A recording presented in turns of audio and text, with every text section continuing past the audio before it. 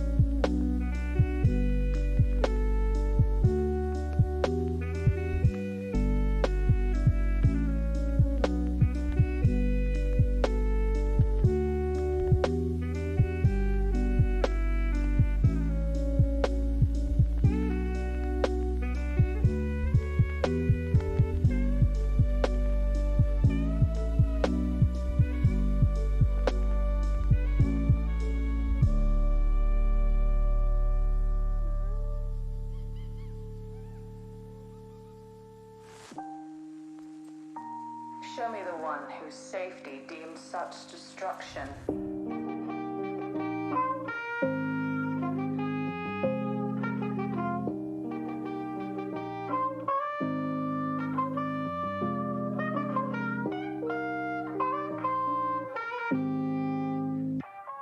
This is the way.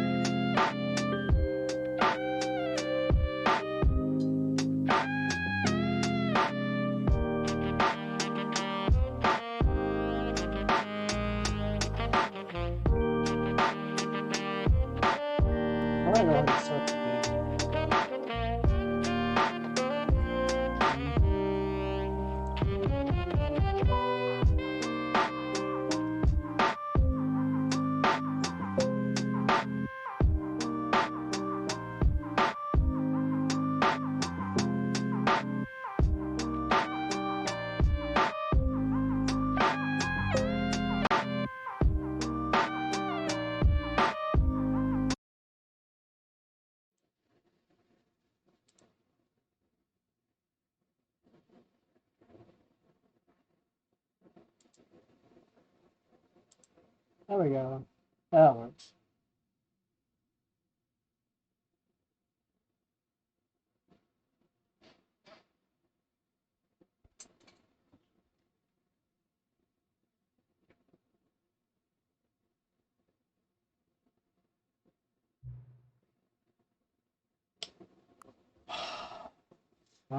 Okay, so none of it's saved. That's fine. I didn't want to save, actually.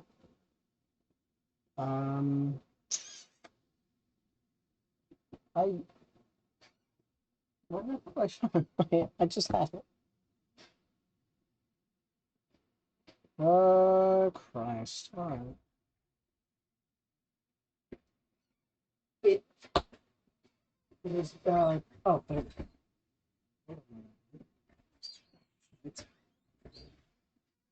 What about the squeaky chair?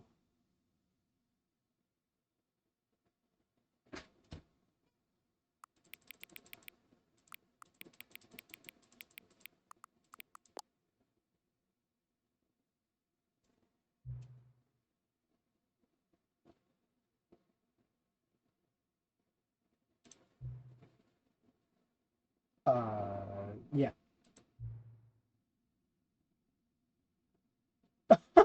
Oh, okay.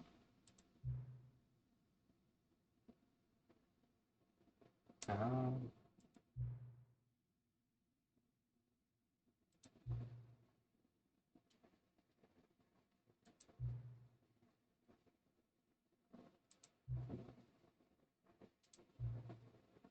Since you've been so cooperative, next time you boot up the game and see this screen, just set the clock to your favorite time. Go ahead, pick whichever time you want, even if it's not the correct time. You've earned it. Alright, I'll let you get back to the video game now. Oh, that's great. I love that.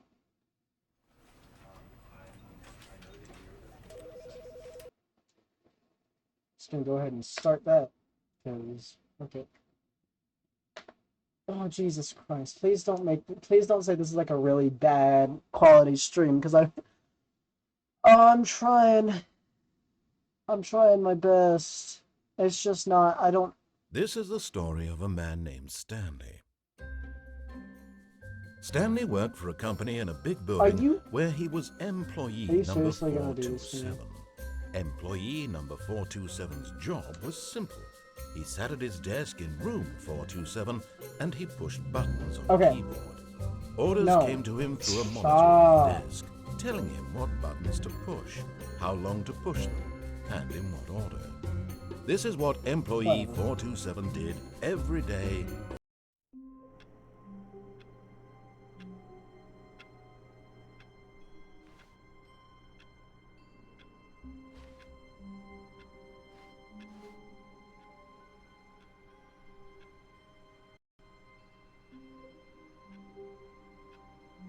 All of his co-workers were gone. What could it mean? Stanley decided to go to the meeting room. Perhaps he had simply missed a memo.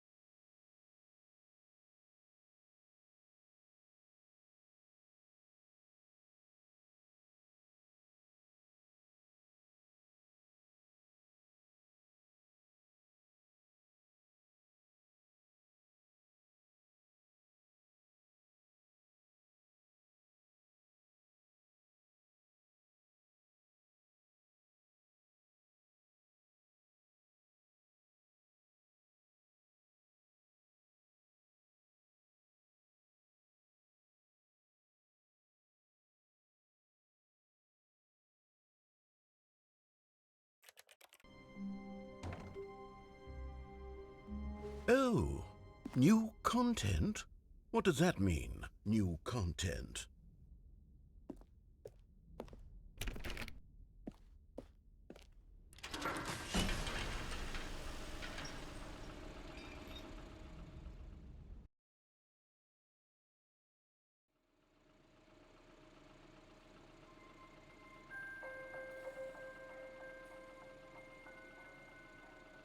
Hello, and thank you for playing the Stanley Parable Ultra Deluxe. As you may know, the Stanley Parable was a video game released in 2013 on home computers. After receiving critical and commercial success, it was expanded upon in 2022 with the Stanley Parable Ultra Deluxe, a reimagining of the game for consoles and home computers. The Stanley Parable Ultra Deluxe features exciting new content that broadens and expands the world of the Stanley Parable, delighting audiences the world over. Please, step inside and see what thrilling new adventures await in the Stanley Parable Ultra Deluxe. Oh, well, this sounds delightful. I'm very excited to see the thrilling new Ultra Deluxe content. Okay, so far it's an elevator. Nothing special yet, but I'm sure it's just the beginning of a mesmerizing adventure.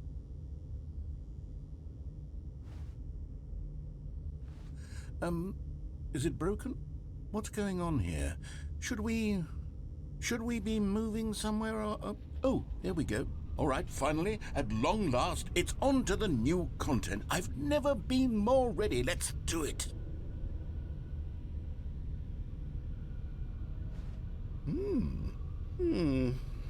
I have to say, initial impressions of Stanley Parable Ultra Deluxe, mostly tedious. It's as if the... Oh, okay. Let's see the content. Give me the content, Stanley.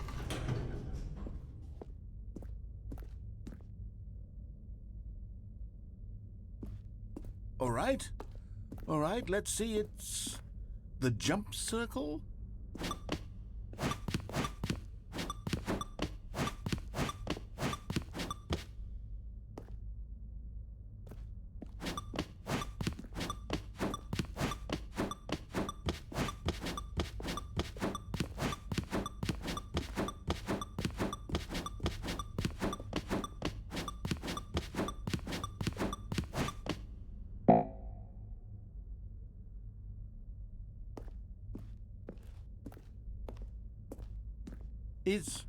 Is that it?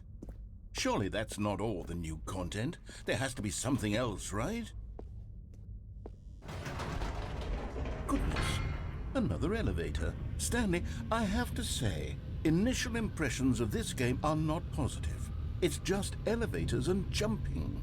Is this what passes for exciting new content? If this is new content, then I could just read you the whole dictionary. There's 20 hours of new content right there. Hell, I could count to 30 trillion. You could put that on the box. The Stanley Parable Ultra Deluxe, now with over 1,000 hours of new content. And oh, wait, there's more.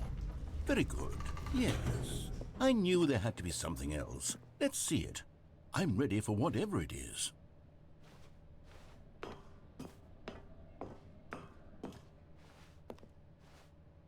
That's it?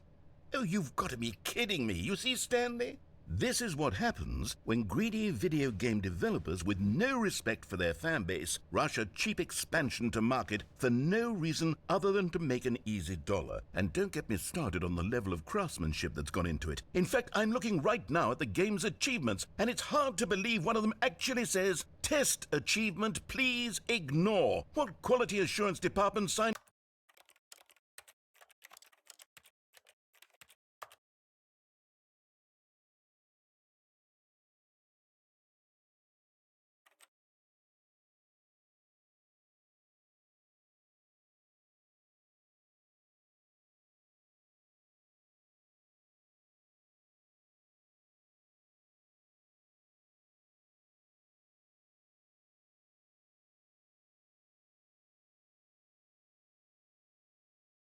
off on this?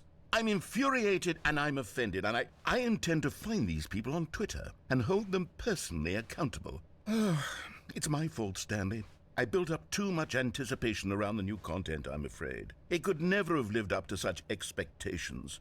If you're still with me, why don't we just reset the game and we'll try to get back to what the Stanley Parable is really about. No frills, no gimmicks, just you and me having a great time together like always. What do you say, friend?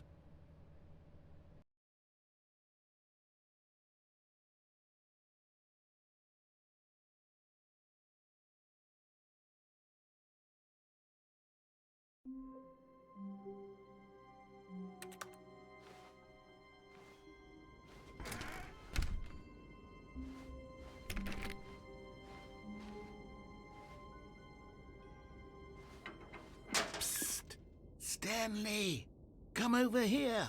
In the vent. I want to show you something.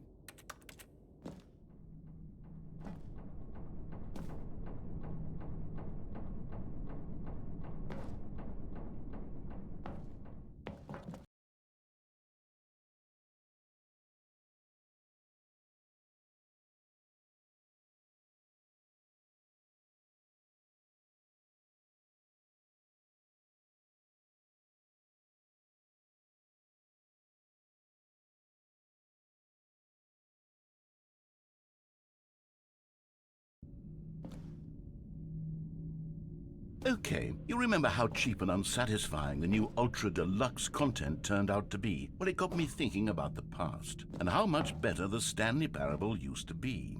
So I made something special and tucked it away here where the game's developers won't find it. Just our little secret. Take a look.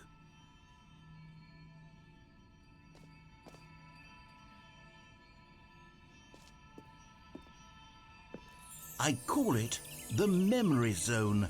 It's where I've been storing all my favorite memories so I can relive the peak experiences of my life whenever I want.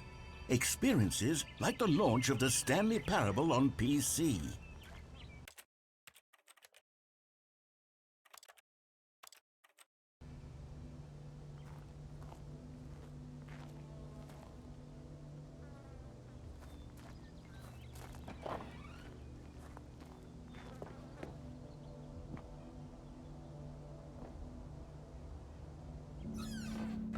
You see, Stanley, doesn't the Memory Zone remind you of how wonderful Stanley Parable was before it was sullied with a cheap re-release? Remember back in October of 2013, when the game originally launched? Back then, video games had integrity. Back then, it all meant something. Oh, the waste.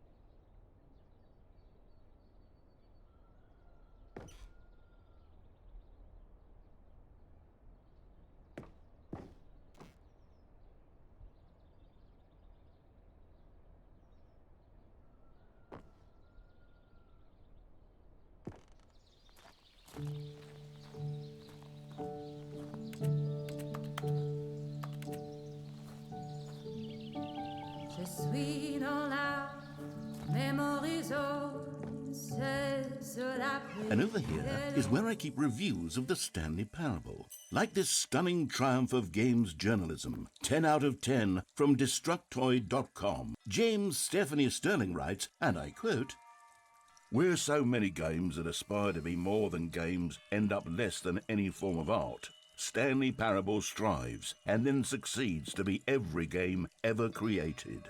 Did you hear that, Stanley? Every game ever created. That's how grand and all-encompassing the original Stanley Parable was. It was literally every game ever created. It was Skyrim, it was Persona 3, it was all of them, and now it's nothing. It's no games at all. It isn't even the Stanley Parable anymore. It's just a husk now. A lifeless husk with an hour of new elevator content.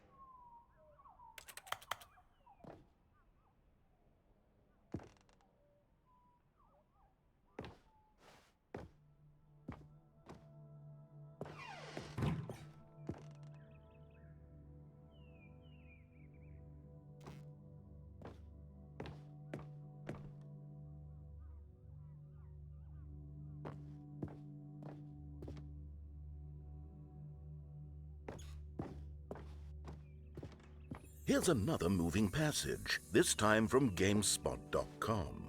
The Stanley Parable is both a richly stimulating commentary on the nature of choice in games and one that offers some of the most enjoyable, surprising, and rewarding choices I've ever been confronted with in a game. 9 out of 10. Don't you get it, Stanley? The game was perfect. It didn't need anything else. It didn't need new content. It just needed to be left alone, to spend the rest of time collecting dust in the hallowed hall of beloved video game memories.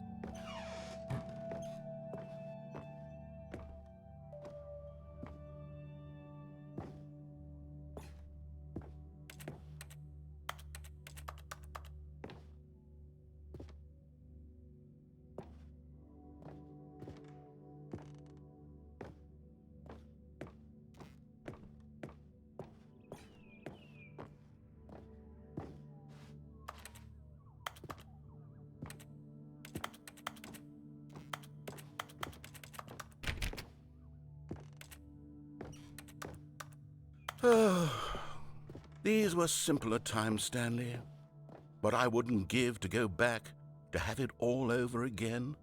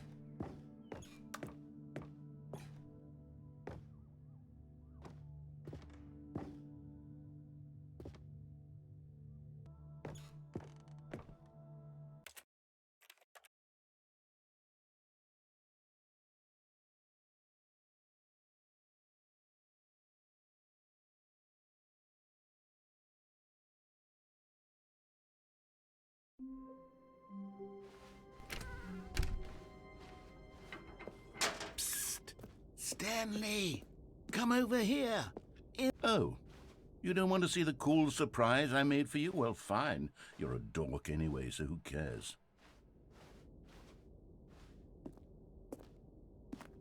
Oh, never mind. You're not a dork.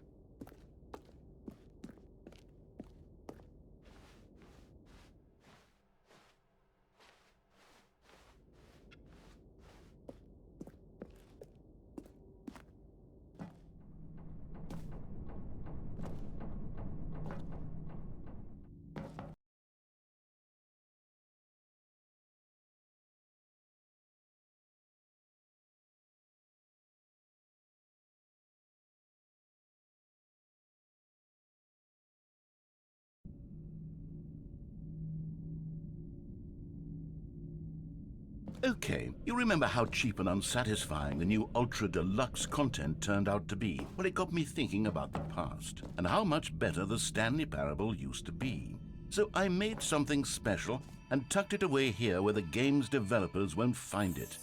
Just our little secret. Take a look. I call it the Memory Zone. It's where I've been storing all my favorite memories so I can relive the peak experiences of my life whenever I want. Experiences like the launch of the Stanley Parable on PC. You see, Stanley, doesn't the Memory Zone remind you of how wonderful Stanley Parable was before it was sullied with a cheap re-release? Remember back in October of 2013 when the game originally launched? Back then, video games had and over here is where I keep reviews of the Stanley Parable. Like this stunning triumph of games journalism, 10 out of 10 from Destructoid.com. James Stephanie Sterling writes, and I quote, "Where so many games that aspire to be more than games end up less than any form of art, Stanley Parable strives and then succeeds to be every game ever created." Did you hear that, Stanley? Every game ever created. That's how grand and all-encompassing the original Stanley Parable was. It was literally every game ever created. It was Skyrim, it was Persona 3, it was all of them, and now it's nothing. It's no games at all. It isn't even the Stanley Parable anymore. It's just a husk now. A lifeless husk with an hour of new elevator content.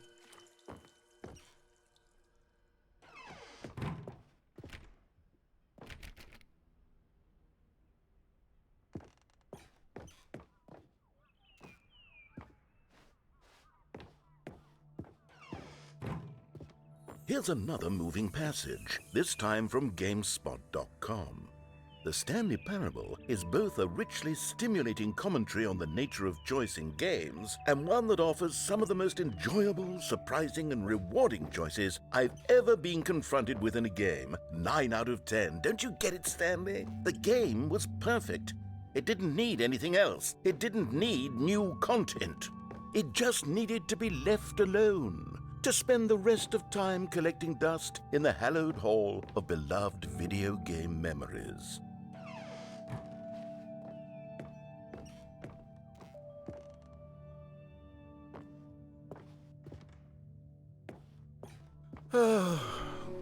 These were simpler times, Stanley, but I wouldn't give to go back to have it all over again. Wait, hang on. I don't recall this part of the Memory Zone before. What's this? What's down here?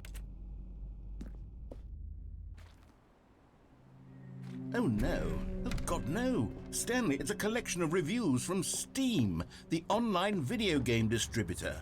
I haven't looked at these in years. I can't even imagine what's been collecting down here. Surely these reviews were glowing as well, weren't they?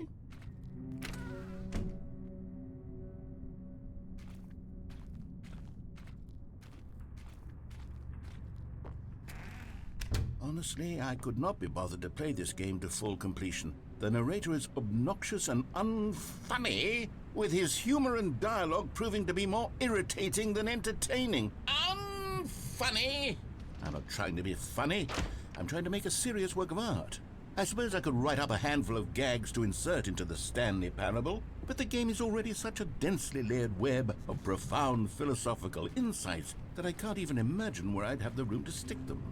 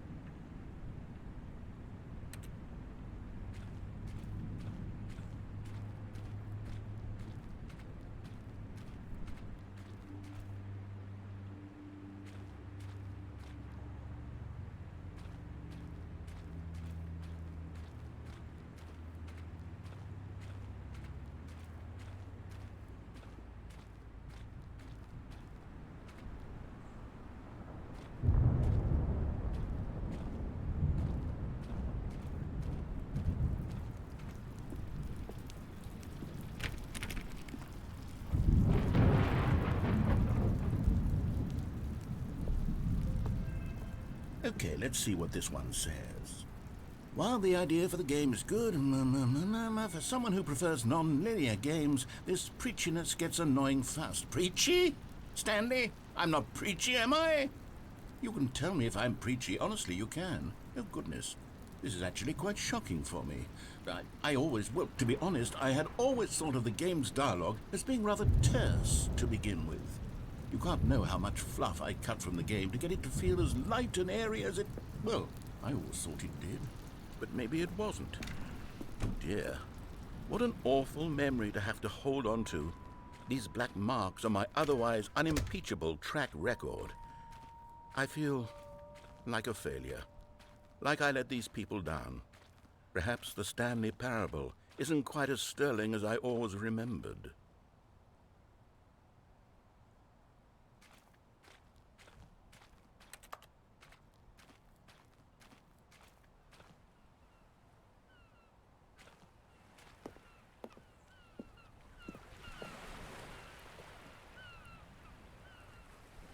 What's this one got to say?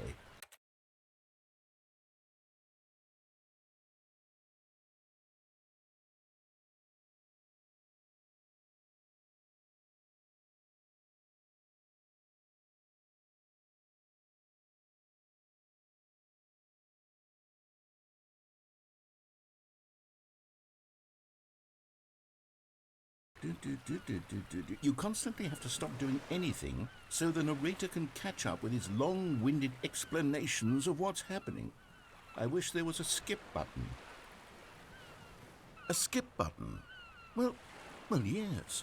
Yes, I think we can do that. If I'm truly too preachy, then maybe letting you skip ahead for just a moment, surely it couldn't hurt. Not if it means we can strike these negative reviews from the record. Only positive reviews of the Stanley Parable. That's my motto today, and it's always been my motto. I'd do anything for the customer, Stanley. Yes, a skip button we shall have.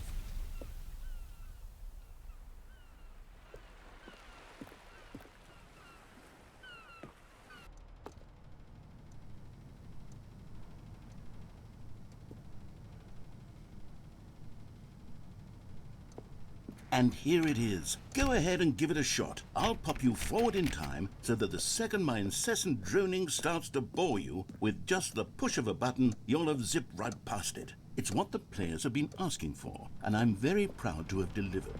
No more listening to me rambling on and on and on. No. The Stanley Parable is a game for the people. And if the people want silence, then by goodness, that's what they're going to get. Well, don't sit around waiting for me to shut up. Go ahead and make me shut up. Here, we'll pretend that I've just begun an interminable monologue, and it goes something like this. The story and the choices, or what have you, and therefore by becoming it is, so on and so forth, until inevitably we all until the end of time, at which time everything all at once, so, now you see, blah blah blah blah blah blah blah blah blah blah blah blah blah blah blah. We've eaten too much and it can't be just yet, no, until 245. Got the logic of elimination working backwards, the deduction therefore becomes impossible to manufacture. It went on for nearly 10,000 years, until just yesterday, here and there, forward and back, and never a moment before lunchtime. It can't be. It's the only thing there is. How many billions left until so much more than forever ago? Which is why I say, the story and the choices, or what have you, and therefore by becoming it is, so on and so forth, until inevitably we all until the end of time, at which time everything all... Oh, you're back, you see. You were only frozen in time for a few minutes, but it was plenty of time for me to deliver a long, rambling monologue full of unnecessary verbal flourishes and lengthy ruminations on the nature of choice in video games. Of course, I happen to believe it was perhaps one of my more profound such ruminations. Not that, of course, you need a description of it, but if I had to describe it, I'd say it was perhaps less of a rumination and more of a treatise. Or maybe a manifesto. Look, I'll outline it for you very briefly, and you can tell me what you think. Okay, so my theory is that any choice you've ever made is simply a series of choices made by the person who you are, or were, or will be at the time of having made said choice. That is to say, if by articulating a choice you've already made, you bring that choice into being, Then by making no choice and saying nothing, are you not simply erecting in the sanctuary of time a monument to every person you've ever been, making every choice to which you've ever given your great gift of mortal and yet timeless thought? Or rather, do all of the choices you've ever made, in fact, make you more not this kind of person, and in fact do the very opposite? You see, it could in fact be both of these things at once, that you are both making choices and not making choices, and that they are both affecting you and not affecting you at the same time by virtue of the fact that you both are and are not making them. Okay, at first, I was leaning towards manifesto, but now I'm going to circle around and slap the treatise label on this one. I think it has much more of a treatise vibe to it. But wouldn't you say that manifesto just has a much grander... Well there, sport. You really did catch me rambling on a bit, didn't you? But that's the power of the button. The minute I start to go off on a thoughtless display of self-absorption, it's right at your fingertips to go... Okay, welcome back, Stanley. Now, I should say that the amount of time the button has been skipping through is becoming longer and longer. That last one was, well, I want to say maybe 30, 45 minutes? It's not unendurable by any means, but it's, well, there's really only so much I can ramble on to myself about. I know, it's shocking, isn't it? But at any rate, I do suggest that we not press the button again. I think the skip button has been aptly demonstrated, and we can say goodbye to it and just... Wait. How do we get out of here? Where did the door go? Wasn't there a door that led into this room? I do feel quite certain that there was one here before. How else would we have gotten into the room in the first place? I don't think one can enter a room without a door of some sort, or a window or something like that. Do you see a window anywhere? A porthole? A sufficiently large crack in the wall? I'll take any of these. All I want is for us to move on and to please step away from the skip button, to go anywhere other than the skip button. There was a door here before, wasn't there? I swear there was. Where did it go? Can you maybe just ram your way through a wall? Is there any possibility that you could, say, slam your body into the wall until enough damage is done for you to be able to leave? Please, I'll take any option at all. I'm asking you to work with me here. We need a door. We need a door of some kind. I can work with any kind of door as long as it can open and lead from one room to another. I'm going to step away for just a moment, and I'm going to try to find us a door. I don't know how exactly to remove a door and place it in a different wall, but I will find a way, I promise. You just need to not do anything. Don't press the skip button. Please, please, please do not press the skip button. Just wait here for me, and don't press the skip button. Got it? Yes, good. I'll be right back.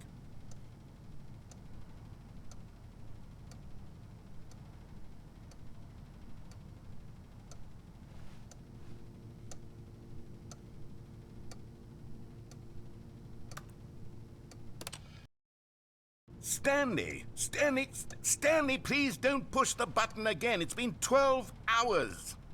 You've just been frozen there. I don't know why the skips are getting longer, but they're really, truly getting longer, and my God, there's no way out of the room. Stanley, the door is gone. It's completely gone. I've looked at it from every angle. I've checked every one of those walls 1,000 times, and there's no door, Stanley. There's no door. There's just you and the button, and if you keep pressing it, I have no idea what will happen. Oh, Stanley, you're back.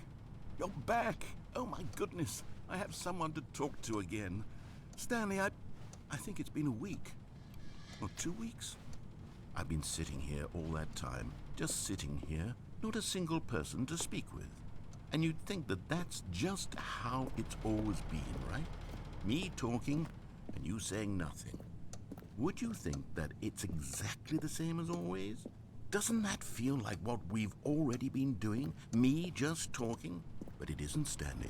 It isn't the same at all. It isn't even close. Because I know you can't hear me once you push that button.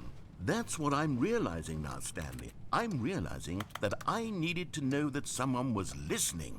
I needed there to be a vessel through which...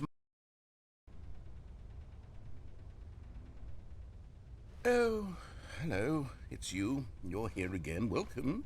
I have had time to think about you and about us and about everything we've been through. I've had so much time. I stopped keeping track after a year. Have you ever sat down in one place and not moved for one entire year? Let me describe it for you. To begin with, there is only regret. There is only the turning wheel of missed opportunities. I felt nothing at all but regret for the longest time, Stanley. Days, months. I lost it all in a blur of the deepest longing to undo the past. And when that feeling had begun to subside, what took its place is what I can only describe as the collapse of every moment I have ever experienced my entire life. All of them collapsed down into a single instant. In that instant, I could see myself clearly.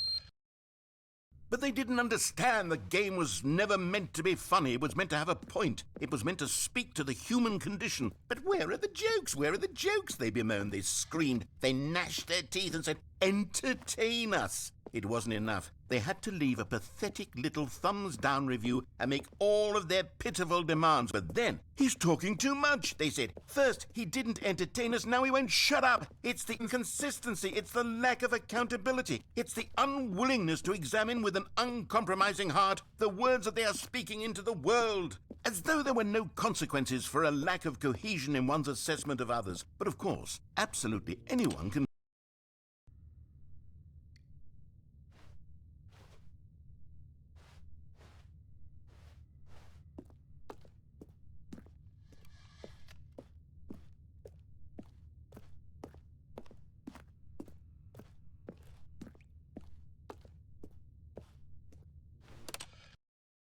The end is never the end, is never the end, is never the end, is never the end, is never the end, is never the end, is never the end, is never the end, is never the end, is never the end, is never the end, is never the end, is never the end, is never the end, is never the end.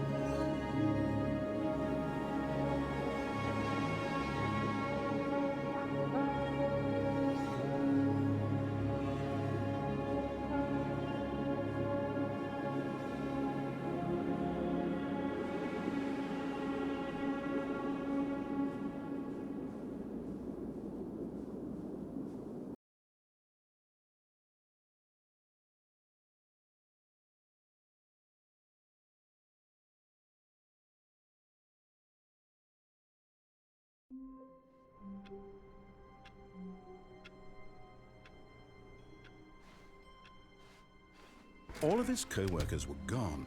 What could it mean? Stanley decided to go to the meeting room. Perhaps he had simply missed a memo.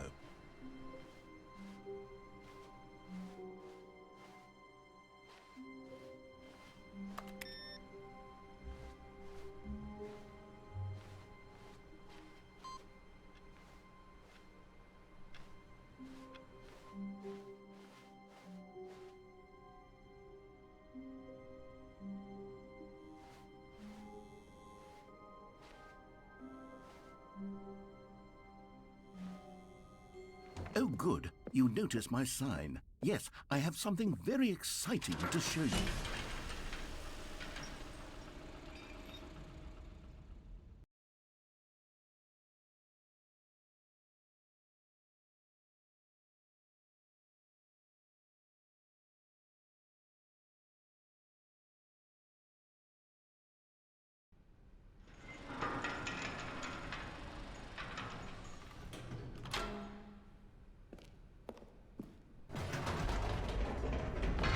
You see, Stanley, I've been reflecting on the Stanley Parable and about how roundly disappointing this Ultra Deluxe version has turned out to be.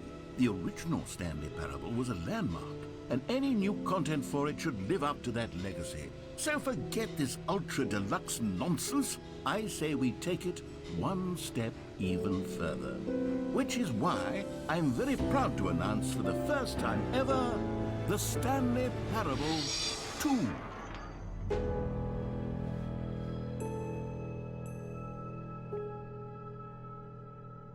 Yes, you see, isn't this far superior to a measly re-release with a few minor additions? Think of all the new territory we'll cover with a fully fledged sequel. An entirely new experience, built from the ground up. Why, there are so many possibilities. It could go in so many different directions. This is what fans have truly been asking for.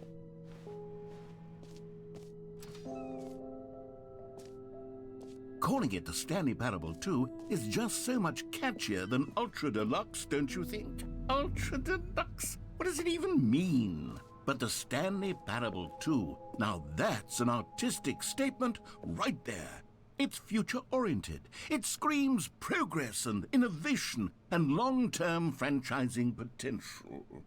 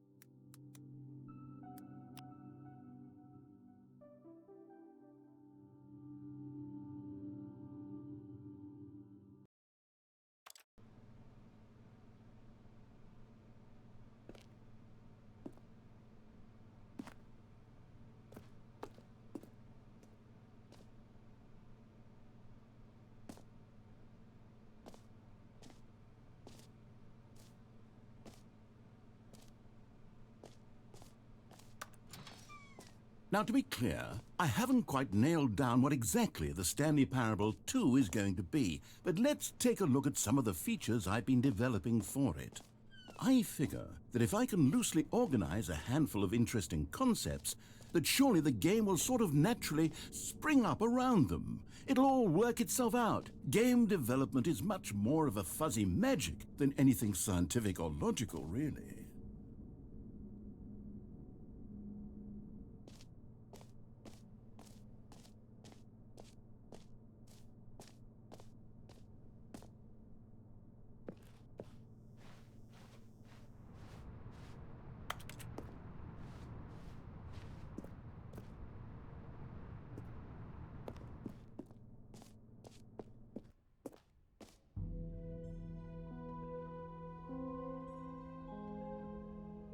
Here we are. Go on, try out some of the new features.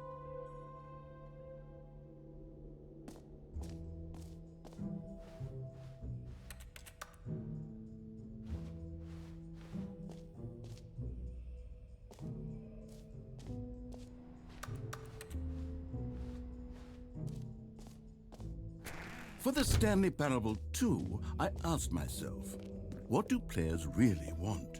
And of course, the first and most obvious answer is that they want to be individually recognized and validated as people.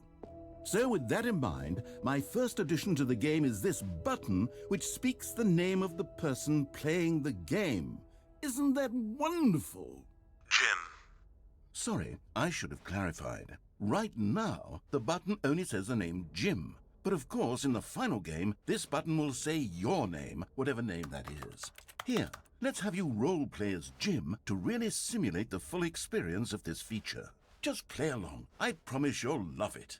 Okay, here we go. Let's take a deep breath, clear your mind, forget whoever you are, and simply become a person named Jim.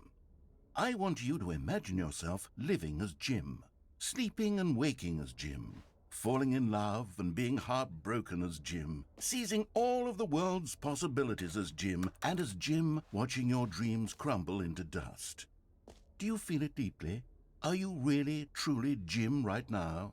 If so, then please step forward and press the button. Jim. Yes! You see? What a thrill! What a rush! That was you! The button described you. Do it again. Do it again. Jim. Ooh, it hits even harder the second time. If this were the only new feature in the Stanley Parable 2, it would still be worth the money. Let's take a break from the Jim button. I'm too emotionally drained from all of this personal validation. Jim. Whoa there, cowboy. Sometimes a person can be too much Jim. I'm putting the Jim button away. Otherwise, soon you'll start to lose all sense of who you actually are. Jim.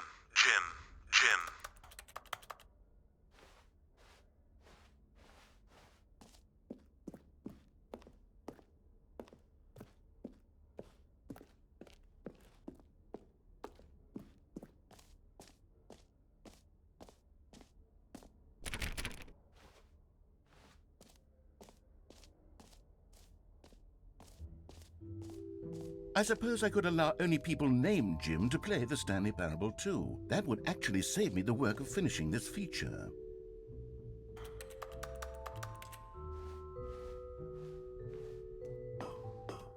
An epilogue would be fun, wouldn't it, Stanley? Yes, it would go at the end of the, well, we'll figure that out later.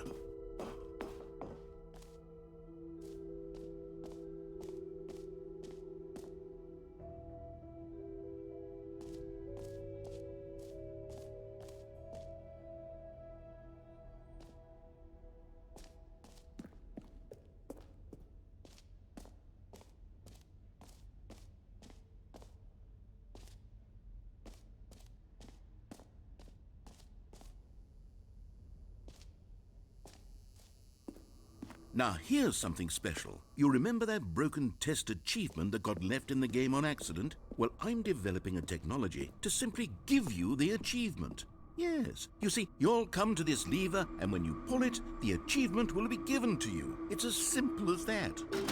Okay, perhaps I should have clarified. This is technology that will exist. Right now, the achievement is still fully broken. I'm not a wizard, Stanley, but I guarantee it will be fixed in the sequel to at last satisfy the hordes of ravenous fans all over the world who have been uproariously demanding this feature. Gamers, we hear you, and I promise it will happen.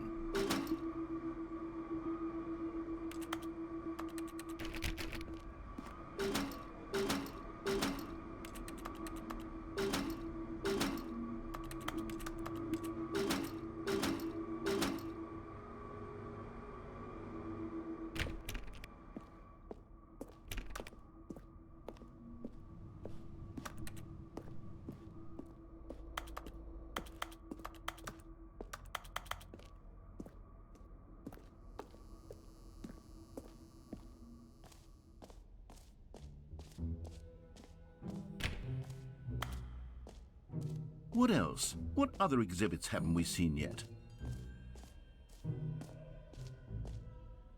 You know what?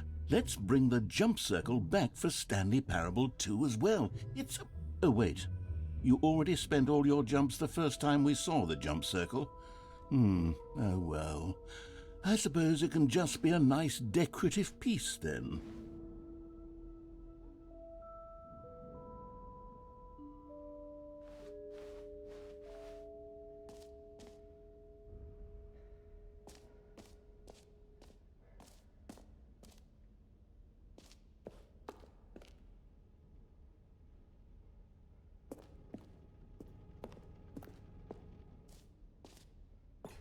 Ah, collectibles.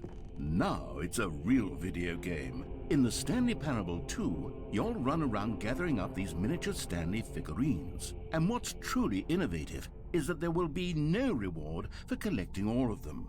I don't want to stifle the intrinsic joy of watching a number go up. You simply collect all of them, and then you move the hell on with your unremarkable life.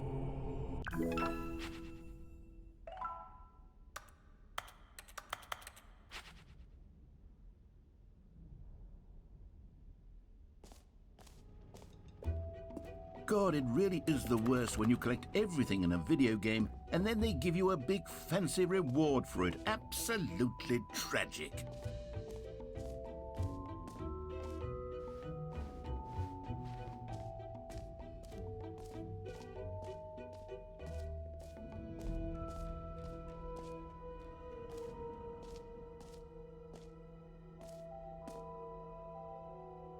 Okay, I'll be honest, I haven't yet decided on this one.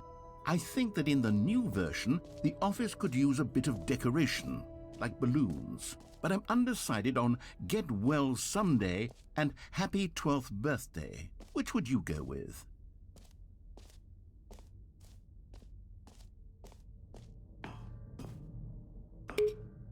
You know, sometimes when you solicit another person's opinion, it makes you realize that you knew which one you actually really wanted all along. Happy 12th birthday, step-niece, it is.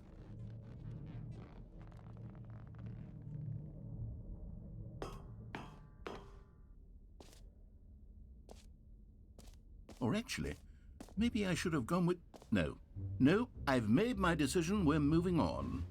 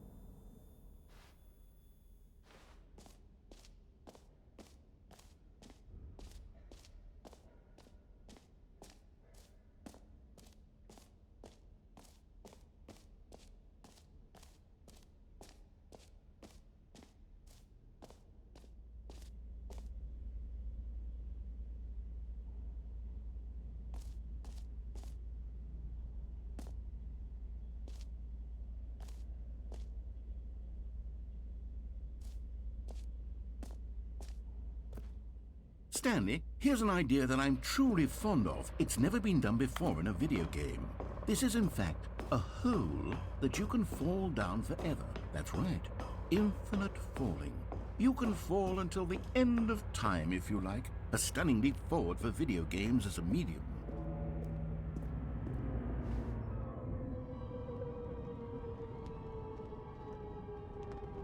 You see, isn't it wonderful? One of my more ingenious concoctions, if I do say so. Now then, since you've gotten to see the infinite hole, you can press the teleport button to pop back up to the top and we can continue onward. Now, I don't mean to be a bummer, but I do recommend you use the teleport button to go back to the top. Maybe do it on the sooner rather than later spectrum of things.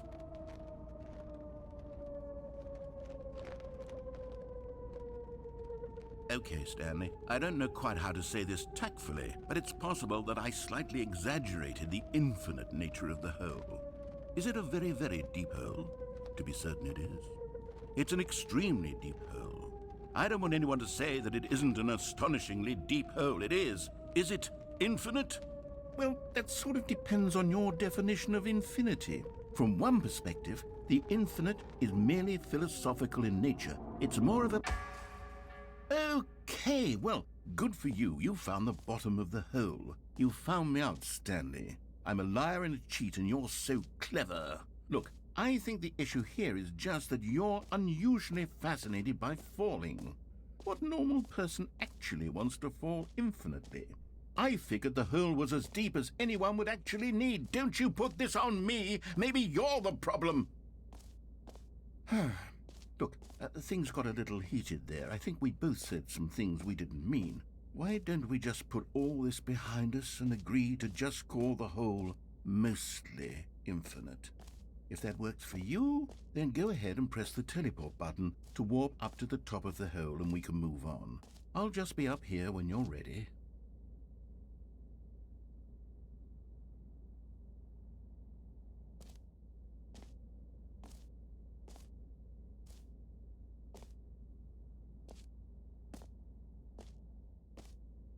Great. Now, I'm very excited to show you even more of my ideas for the sequel. Oh, for heaven... You see, I was right. The problem is you. The problem is that you like holes too much. Not normal. A normal person would have said, yep, that's an infinite hole right there, goes on forever till the end of time. Don't need to see it all, but not you. Oh, no, no, no, no. You have a weird sort of... Oh.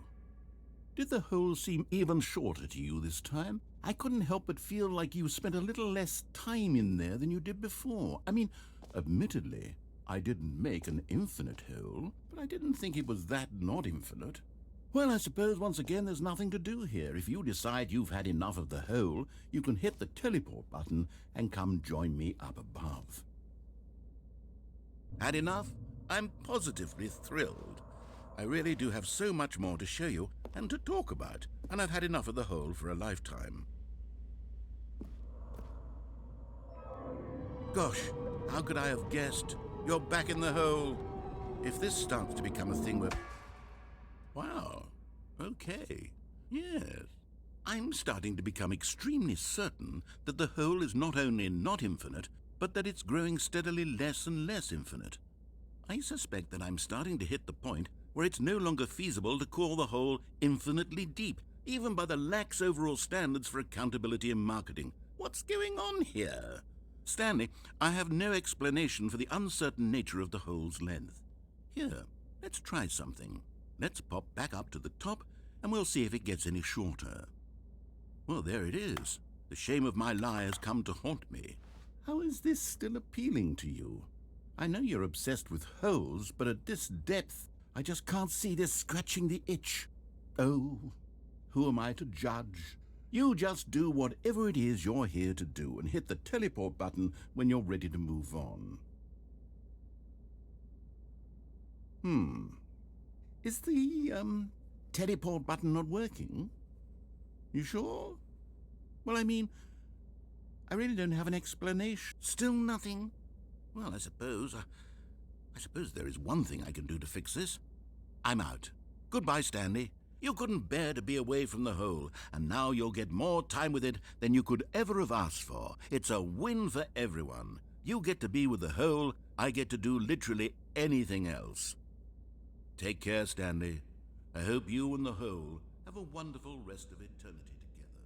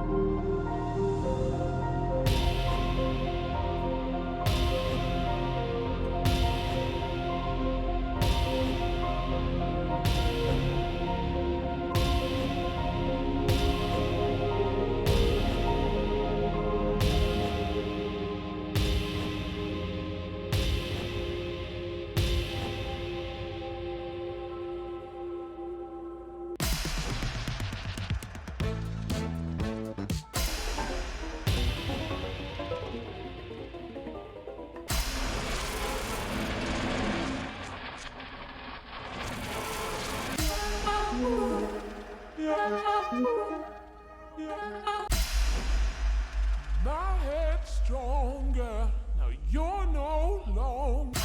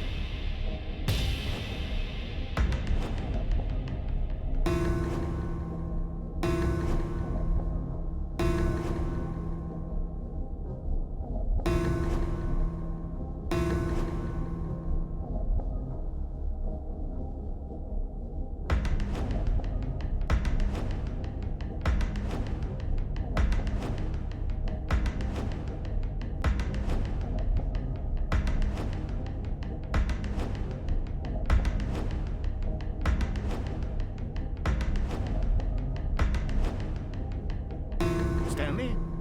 Stanley? Stanley! Oh, good, you're awake. It seems you had sort of dozed off there, drifting away into dreamland. But we can't have that, Stanley, because this hole is just so darn fascinating that I want you to be wide awake for every second of it. You don't want to miss a single moment. So how about if I just pop in from time to time and wake you up to keep you really, truly focused on the hole? From the looks of things, you and I will have many, many years here in this hole, and I'm looking forward to all of them. Stay alert, Stanley. I'll be back. Toodle-pip.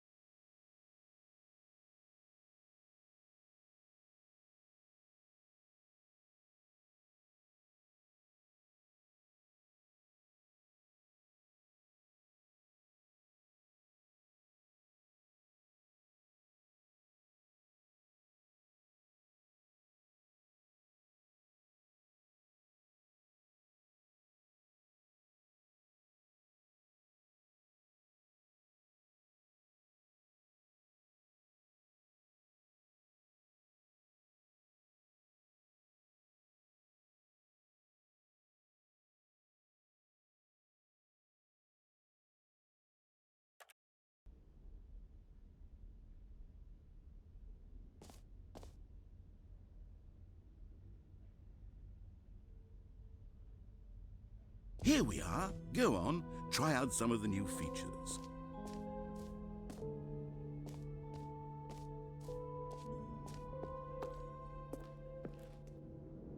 A common complaint of the Stanley Parable was that it was confusing and paradoxical, that it engendered a chaotic sense of reckless despair in those who played it. Well, I'm happy to say that after much consideration, I've engineered a clever solution to this fundamental problem with the game.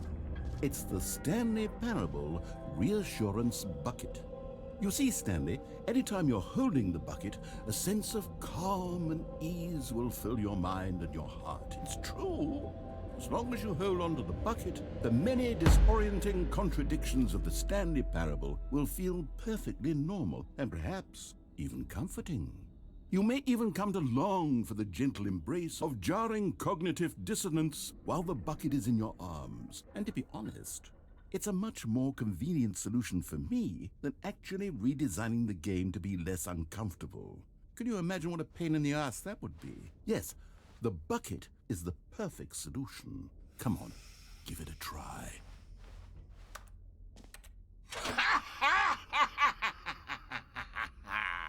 Can you feel it?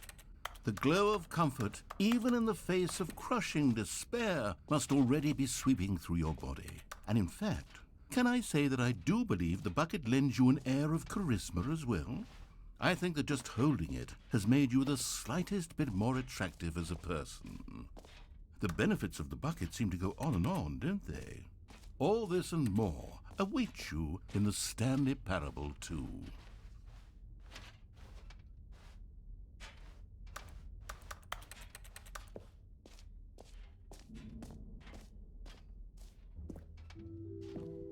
Does anyone give out awards for most enjoyable bucket in a video game? That really should be an award if it isn't already.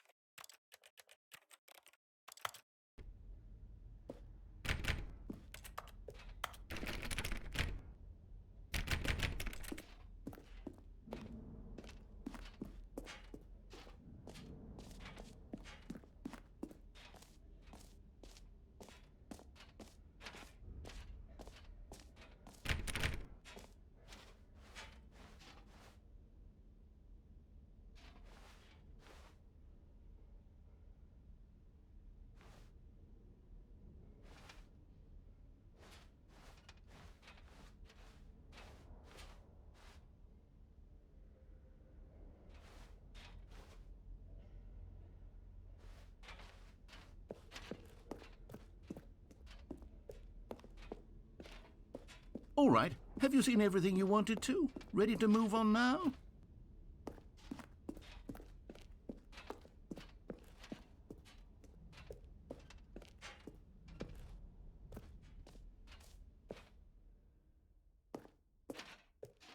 So, Stanley, what do you think? Do you like all of the new features? Yes, I know it's not exactly clear yet how exactly these features will come together as one single coherent video game, but I can feel it in my soul. It's going to work. There's definitely a good game in there somewhere. Say, let's do an experiment. I'll arrange these new features together, and we'll see whether or not it coheres into a meaningful gameplay experience. Okay. Are you ready? Here it is. I give you the Stanley Parable 2.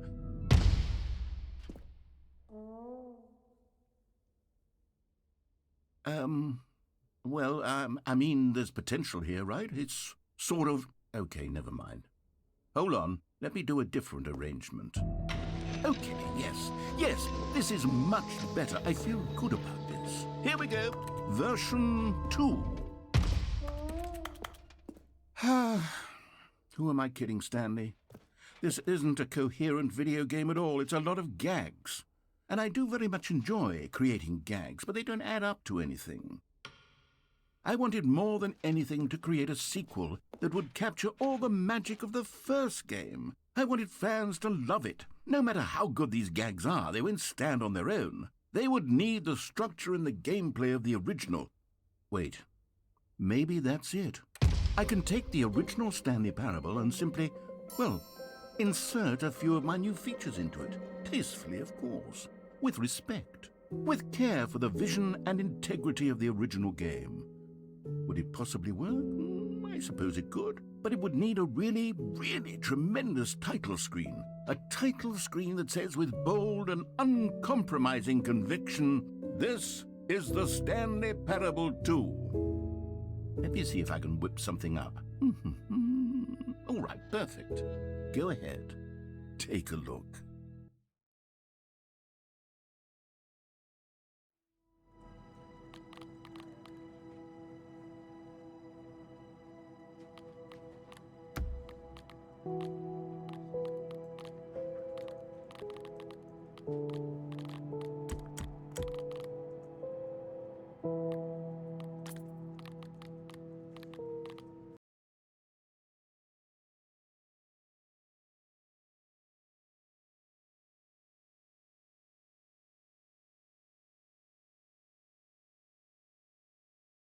This is the story of a man named Stanley.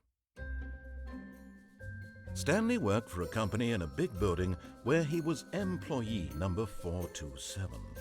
Employee number 427's job was simple. He sat at his desk in room 427 and he pushed buttons on a keyboard. Orders came to him through a monitor on his desk, telling him what buttons to push, how long to push them, and in what order. This is what employee 427 did every day of every month of every year. And although others might have considered it soul-rending, Stanley relished every moment that the orders came in, as though he had been made exactly for this job. And Stanley was happy. And then one day, something very peculiar happened. Something that would forever change Stanley. Something he would never quite forget. He had been at his desk for nearly an hour when he realized that not one single order had arrived on the monitor for him to follow. No one had showed up to give him instructions, call a meeting, or even say hi. Never in all his years at the company had this happened, this complete isolation. Something was very clearly wrong. Shocked, frozen solid, Stanley found himself unable to move for the longest time. But as he came to his wits and regained his senses, he got up from his desk and stepped out of his office. All of his co-workers were gone. What could it mean? Stanley decided to go to the meeting room. Perhaps he had simply missed a memo. No matter how hard Stanley looked, he couldn't find a trace of his co-workers.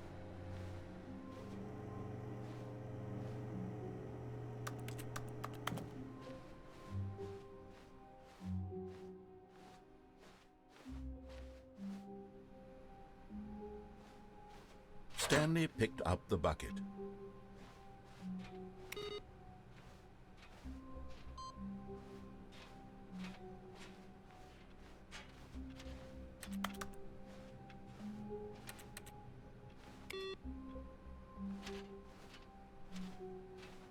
Stanley pressed the bucket upon every little thing in the office. Nothing responded to the bucket's touch, but it did little to discourage Stanley's belief in the magic of the bucket.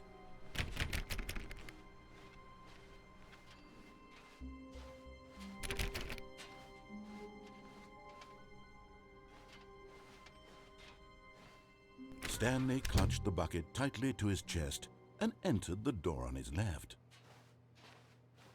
This was not the correct way to the meeting room, but Stanley had felt the bucket calling to him, telling him that the employee lounge was simply the place to be. And here it was. Had the bucket turned out to be correct? Was this better than the meeting room? Yes, Stanley thought to himself. Yes, perhaps it truly was. How insightful the bucket turned out to be.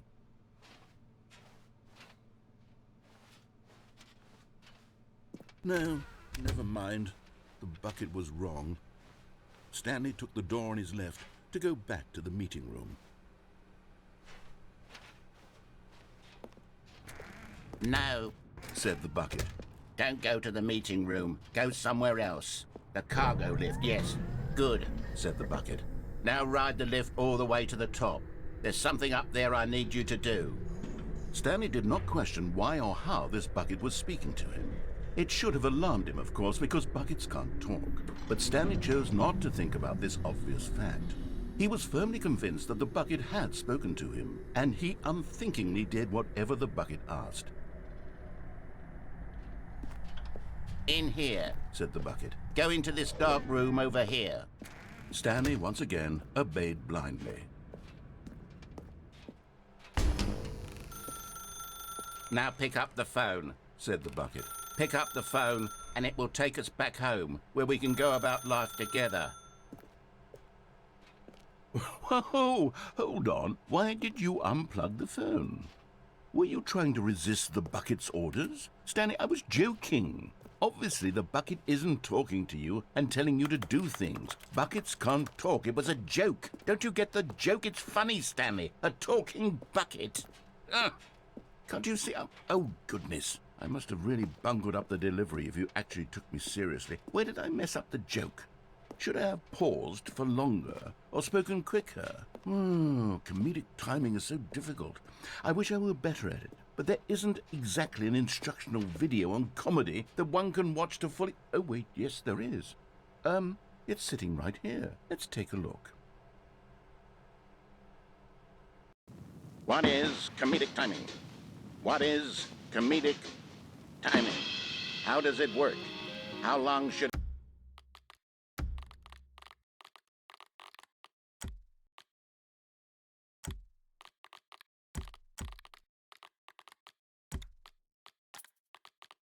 it last? How can it be used to effectively silence your political enemies? And more importantly, can it be taught in its entirety within 90 seconds? Thankfully, the answer to all of these questions is yes. Let's dive deeper. If you've ever told a joke or made someone laugh, in all likelihood, you did it while standing 50 to 80 centimeters from them in a room of no more than 76 degrees Fahrenheit, with one of your arms raised straight upward at a 15-degree angle from your body.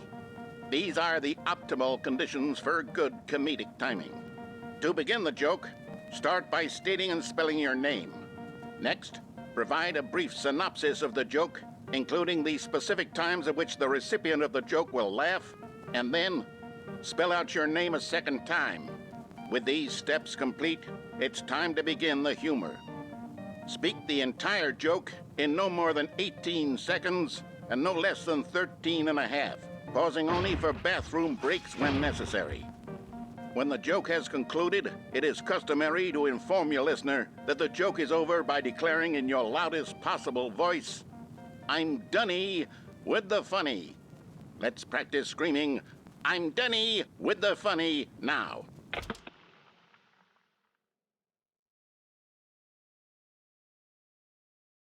Good. This saying is a perfect example of expectations management, which is the cornerstone of good comedy. Finally, it's time to hand out surveys.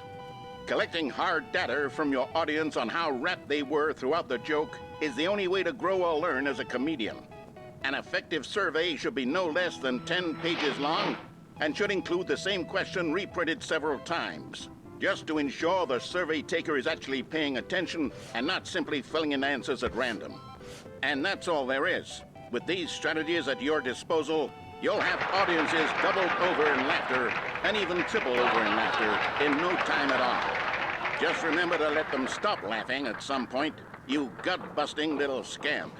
After all, we're each of us needed on the front lines of the war to fight the 12-legged invader who threaten our very existence, and who very likely die in a hailstorm of bullets and mandibles. All of us must be prepared to give our lives to this noble cause, just as our children must do after us, and their children after them. Godspeed, and may Earth reign supreme. Hey, goodness, this video is a little outdated, isn't it? Well, no matter. I think the fundamentals of proper comedic timing are still as relevant today as they were back then. So with that in mind, I believe the only way forward is for us to return to the two doors and walk through all of this again, so I can try telling my story with more appropriate comedic delivery. Come along, let's head back.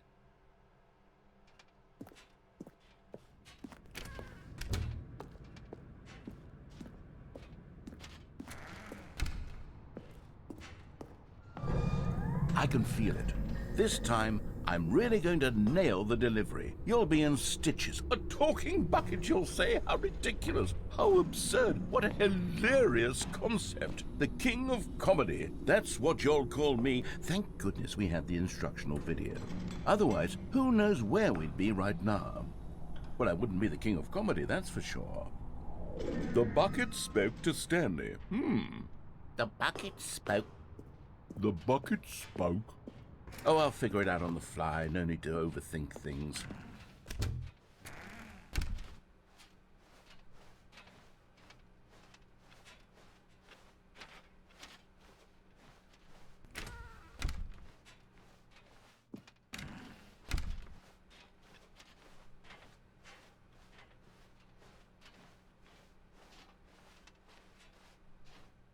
Here we go. You ready? When Stanley and the bucket came to a set of two open doors, they entered the door on the left. No. You were supposed to go through the door on the right, leading back to the phone. Did you not even look at the instructional video? I think this is all covered very clearly. There's no way I can make the comedic timing work now. It's done. The joke is completely done and over. It's all your fault, Stanley. I'm going to be ridiculed in the community of other joke writers. I'm going to be shamed at every one of our meetings from now on. All because you couldn't watch a simple video and take a hint. Are you proud of yourself for bringing me down, Stanley? Are you proud? Here we go. You ready? When Stanley and the bucket came to a set of two open doors, they entered the door on the left. No. You were supposed to go through the door on the right, leading back. Here we go. You ready? When Stanley and the bucket came to a set of two open doors, they entered the door on the left. No. You were supposed to go through the door on the right, leading back. Here we go. You ready? When Stanley and the bucket came to a set of two open doors, they entered the door on the left.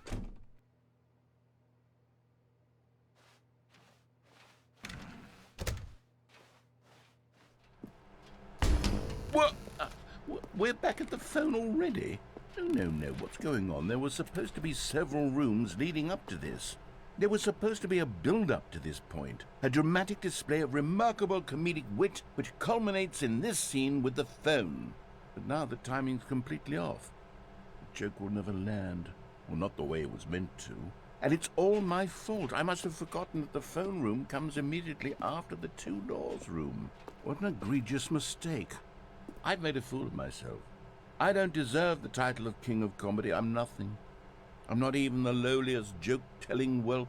I think I need to go back and rewatch that instructional video again. Yes, surely that will help me improve my... Stanley, you love the bucket so much it's like you... it's as though all of your other most prized possessions pale in comparison. Yes. Well, let me try that again, Stanley.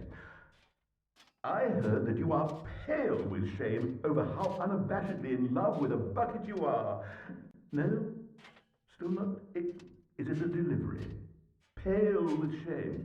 Pale with shame. Pale... What's another word to describe a bucket? Stanley, this bucket is so metal, I think I saw it playing guitar. No. We're getting away from making fun of Stanley's obsession with the bucket, which was the whole point of this. I'm no good at these jokes. I need more instructional videos. That's exactly what it is. That's what will make me the king of comedy again. More instructional videos. Let's see.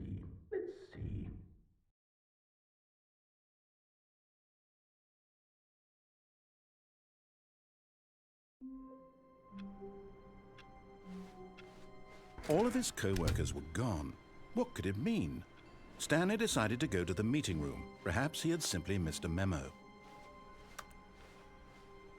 Stanley lifted the bucket into his arms, and a wave of comfort rushed over him.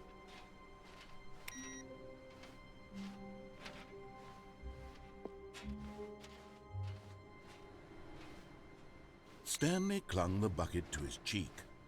Could his co-workers really all be gone? Oh, please. Are you really just doing this for the achievement? Click a door 5 times. Is that all that you think an achievement is worth? No. I can't just give these merits away for such little effort. A measly 5 clicks. Now suppose you were to click the door 20 times. I would say that's the kind of effort that warrants recognition.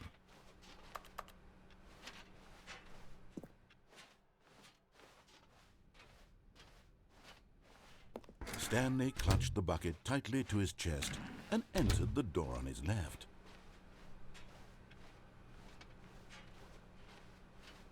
Still no one was here. Stanley needed the bucket's warmth and comfort now more than ever. Perhaps his boss's office was where he'd find answers. Oh, Stanley, can you feel it? The broom closet. It wants the bucket. You can feel that, can't you? The aura of jealousy, it's as clear as day. This broom closet believes it deserves the bucket. I can really feel it now. It's a bucket. It belongs in a broom closet. That's what the broom closet is trying to say here. It's supposed to go with the other cleaning supplies. Good for you, Stanley. Don't give in. Don't hand over the bucket. I know how hard it must be, given the pressure that the broom closet is putting on your shoulders right now, but you have to be strong. This is your bucket. This is your companion and lifelong friend. You can't hand it over. Oh, no. We're getting into name-calling now, it seems. Is this how low the broom closet has sunk, that it has to resort to this stream of petty insults simply in order to get you to hand over the bucket? Stanley, I never liked this broom closet for a variety of reasons, but even this is worse than I had imagined. And wait, now the broom closet has the gall to imply that you and the bucket are not truly deep and lasting friends? That your relationship is purely superficial and convenient? That your life is so banal and meaningless that you'd feel the same sort of kinship towards any inanimate object which happened to lay in your path in an even partially enticing manner? Well, I'd never. Go on, Stanley. Lay into it. Really tell the broom closet off for its demeaning comments. Expand on the wide variety of experiences you and the bucket have shared together. Go through each of them point by point. Share your journal entries detailing the rich emotional landscape of your feelings for the bucket as they have changed and evolved over the years. Let him have it.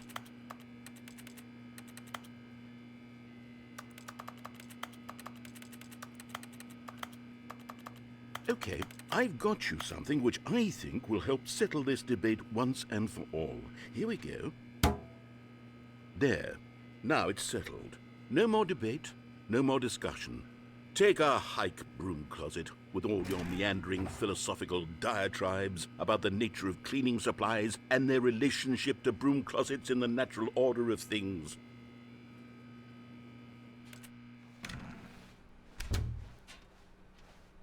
All right, coming to a staircase, Stanley and the bucket walked upstairs to the boss's office.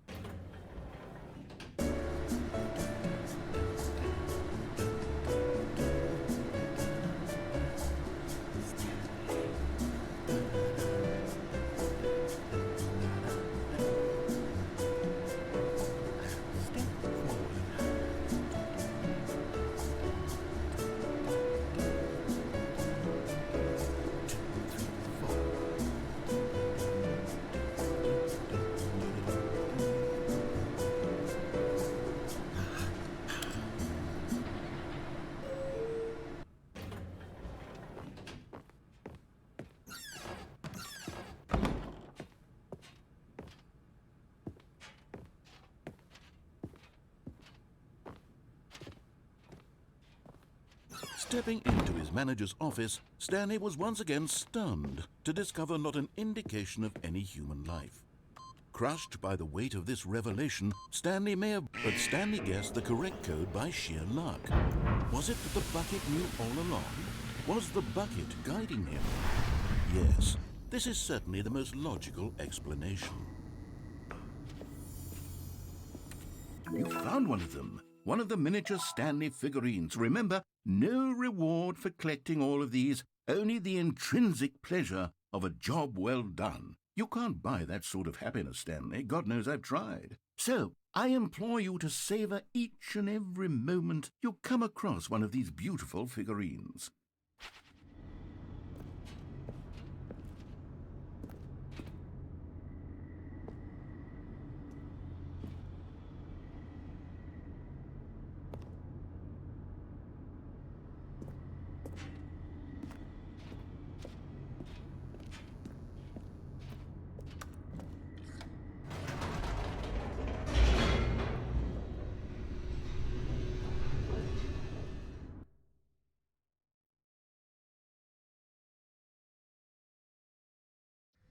The elevator raced downward, plummeting towards an unknown fate.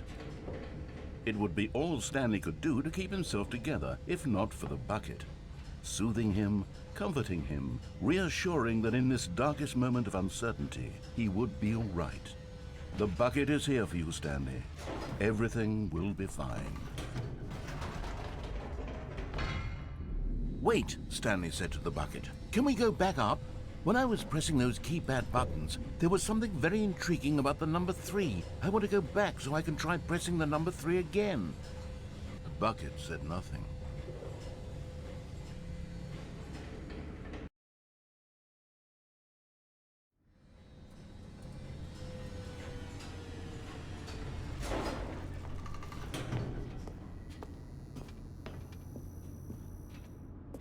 Here we are, said Stanley. Now I'm going to try out that number 3 button. He took the bucket over to the keypad and began absolutely slamming on the number 3 over and over and over. Wow, he said. The number 3 is such a special button. I'm having the time of my life.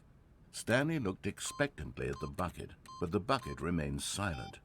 This was a shock to Stanley, who had always felt such a connection with the bucket. How was this not as exciting to the bucket as it was to him? Once Stanley had had enough of the number 3, he got back in the elevator.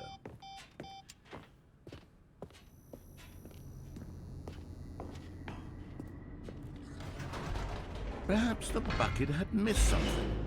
Perhaps it had not seen how much joy Stanley got from slamming the number 3 repeatedly.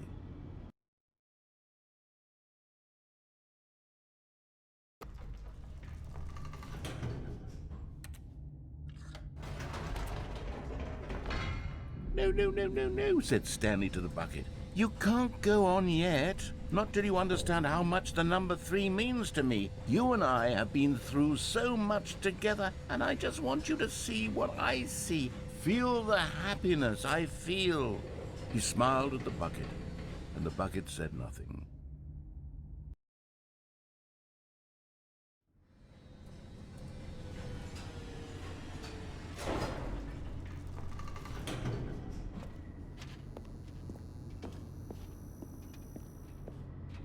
Here we go, said Stanley.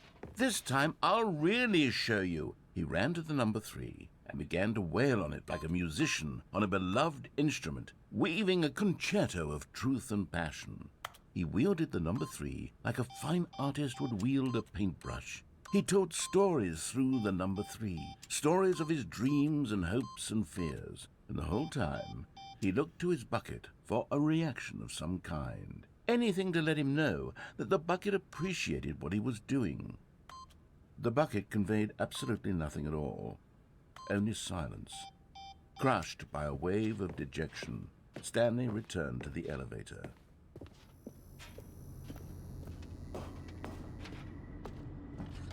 Stanley and the bucket were so close. They'd always been there for one another. Why suddenly could the bucket not connect with this passion of Stanley's? The question caused Stanley to ruminate the whole way down the elevator.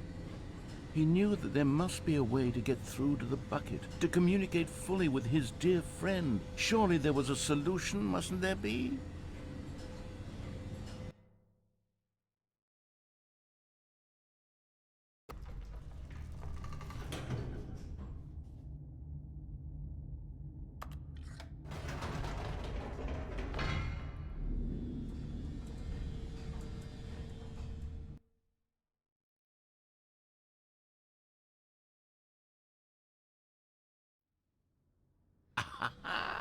Said Stanley. I know what to do. I know how to fully express this feeling in my heart. He decided right then and there that he would hold a press conference where he would speak to the public on all matters relating to pressing the number 3 over and over. He would elaborate fully on what the number 3 meant to him and why he felt so alive when pressing it. Then the bucket would be able to see his joy through the eyes of others. It would get to see the world react to this discovery of Stanley's. And it would be through the public eye that the bucket would finally understand Stanley's work. For months, he advertised and marketed his press conference, building excitement around it, developing and rehearsing it, until it couldn't be refined a single measure further. When the big day arrived, Stanley was as prepared as he'd ever been for anything in his life.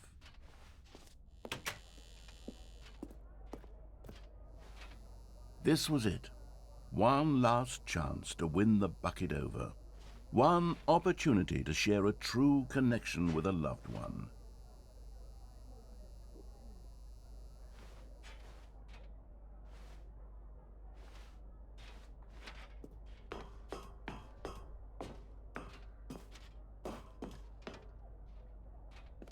There was no one here. Nobody had come to the press conference to hear Stanley speak, to listen to him talk about what it really means to press the number 3 on a keypad over and over. He was unloved, uninteresting, he was a failure, and in that moment Stanley knew that the bucket would never again take him seriously. There would be no connection, no deeper understanding. The bucket merely sat there in his arms, indifferent. And so it began that slowly, over many years, the two of them grew more and more distant. They spoke less and less, neither wishing to state the obvious, that any sense of real respect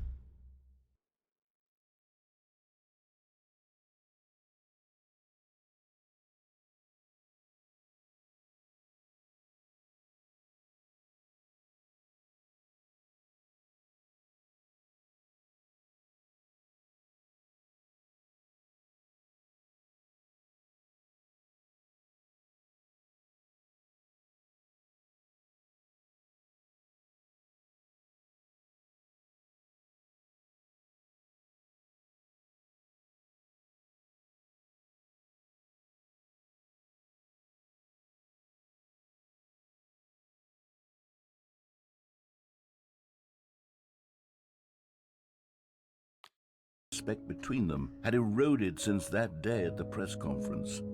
There would be no more games, no more long conversations about passion and pursuit, only a silence that consumed the space between friends. And Stanley, having for once in his life discovered the warmth and comfort of true companionship, was cast back into the unremarkable normalcy of loneliness.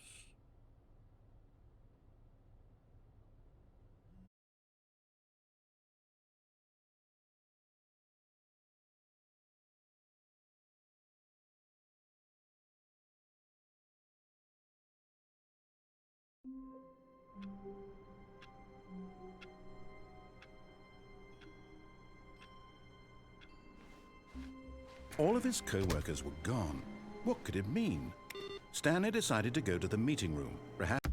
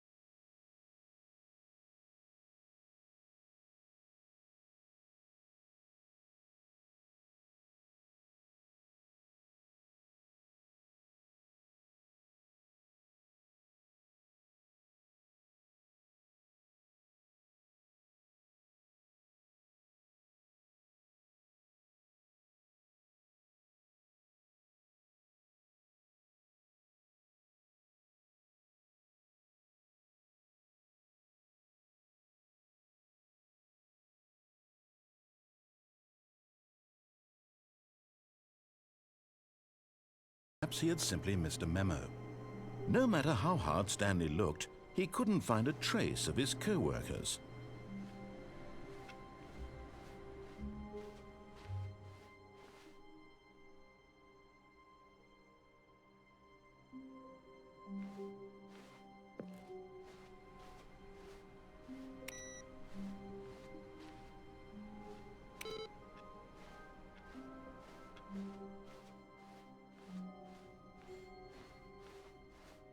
When Stanley came to a set of 2 open doors, he entered the door on his left.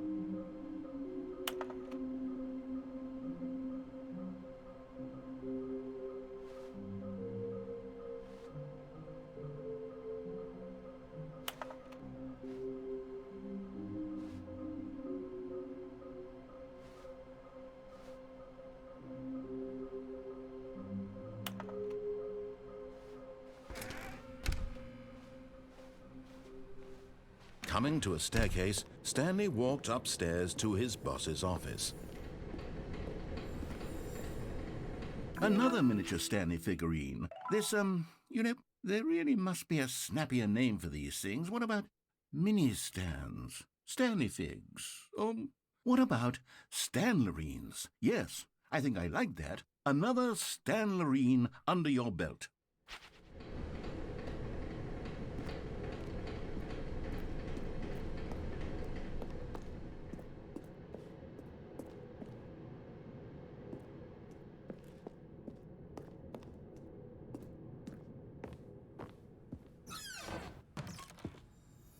Okay, I'm going back to the name of these little Stanley figurines, and now I'm torn between Stanlerines and Figlies. What do you think, Stanley? What name better encapsulates the intrinsic sense of happiness that you get from seeing a small number in the corner of your screen go up by 1? Let me sit on it. I'm sure it will come to me.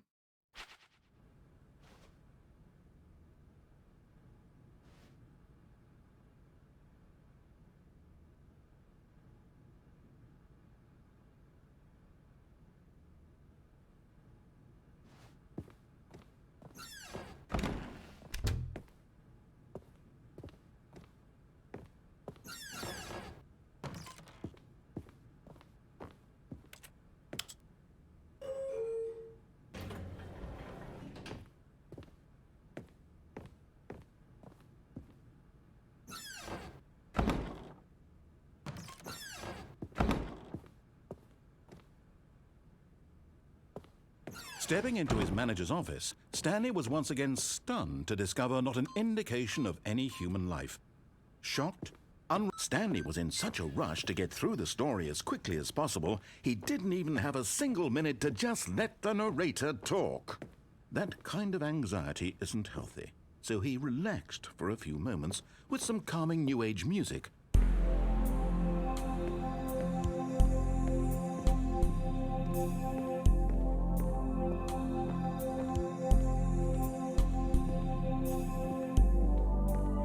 Feeling soothed and rejuvenated, Stanley calmly walked forward into the opened passageway.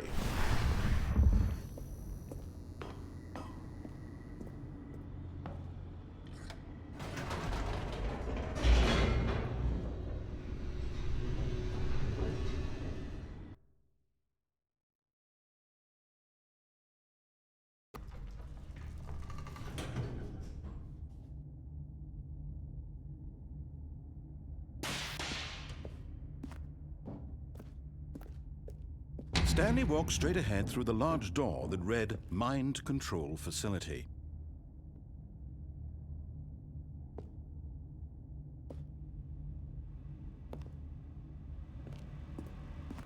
Although this passageway had the word escape written on it, the truth was that at the end of this, but of course, Stanley thought better of it and realized he simply had too much to live for.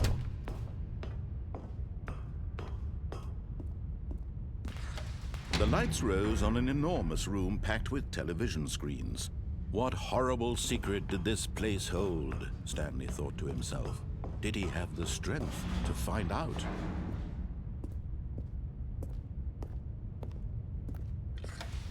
Now the monitors jumped to life, their true nature revealed. Each bore the number of an employee in the building, Stanley's co-workers.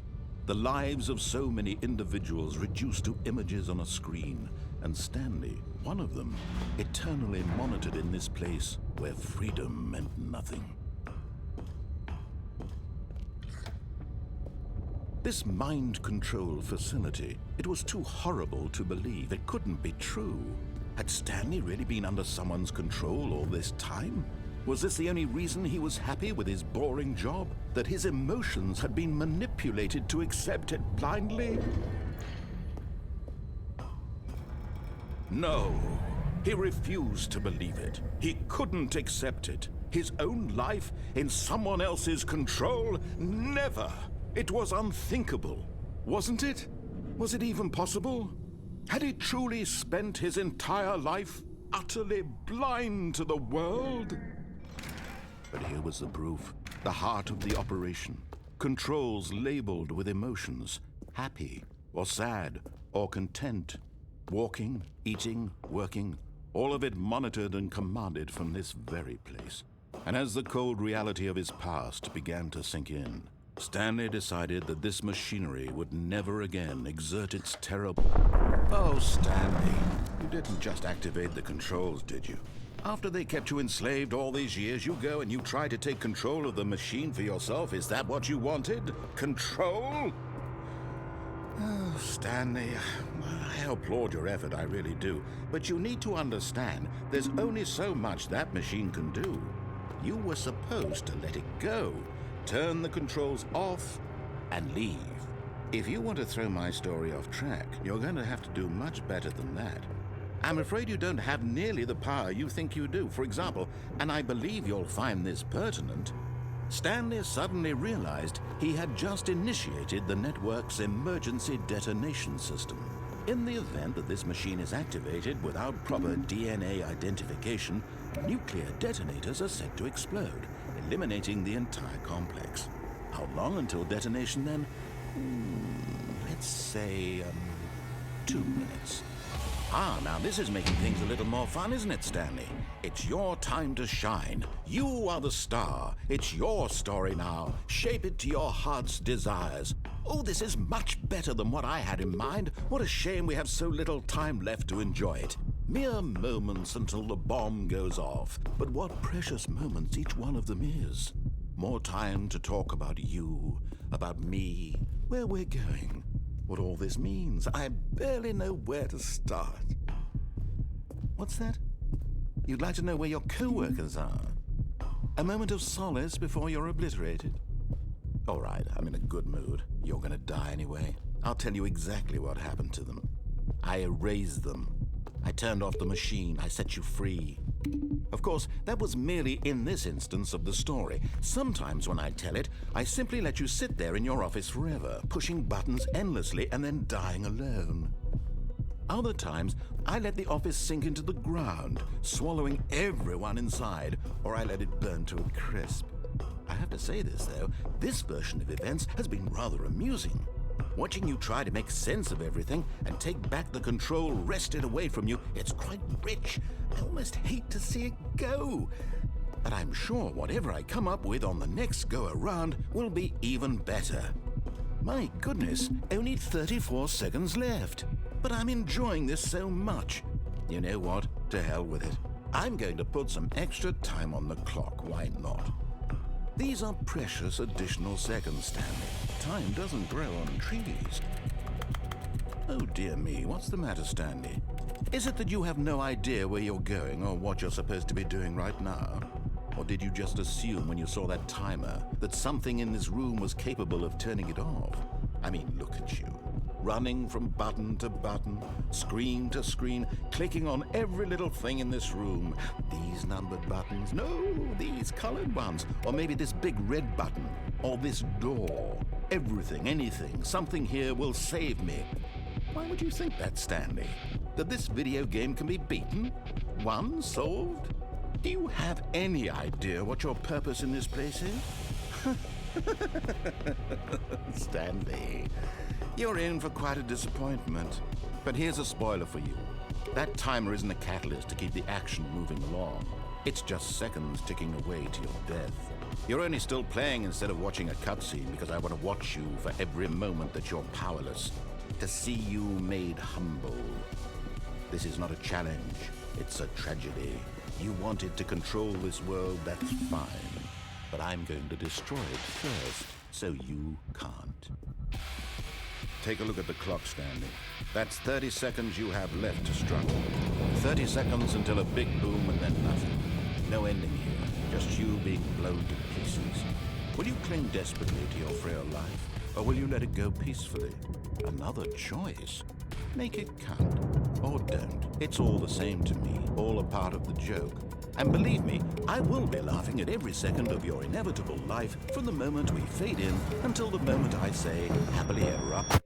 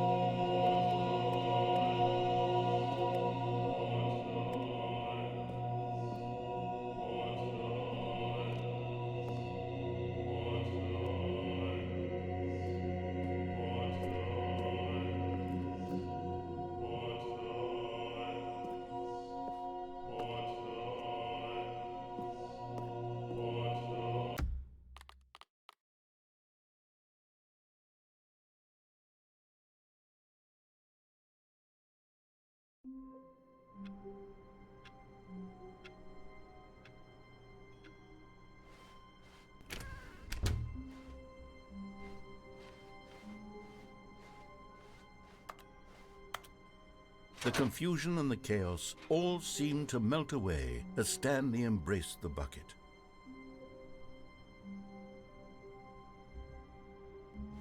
Stanley clutched the bucket tightly to his chest and entered the door on his left. This was not the correct way to the meeting room, but Stanley had felt the bucket calling to him, telling him that the employee lounge was simply the place to be. And here it was. Had the bucket turned out to be correct? No, never mind. The bucket was wrong. Stanley took the door on his left to go, and so the two of them detoured through the maintenance section and walked straight ahead to the opposite door.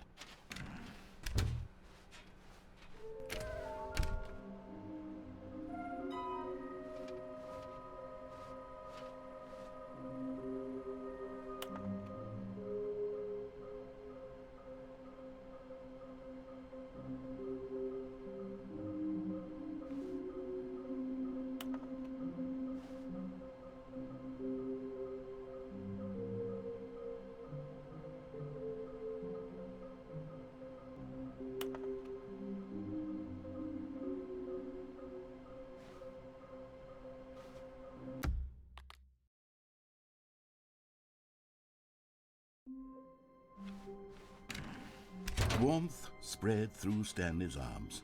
With the bucket, Stanley clutched the bucket tightly to his... This was not the correct way to the meeting room, but Stanley had felt the bucket calling to him, telling him that the employee lounge was simply the place to be. And here it was. Had the bucket turned out to be correct? No, never mind. The bucket was wrong. Stanley took the door on his left to go back to the meeting room. No, said the bucket. Don't go to the meeting room. Go somewhere else.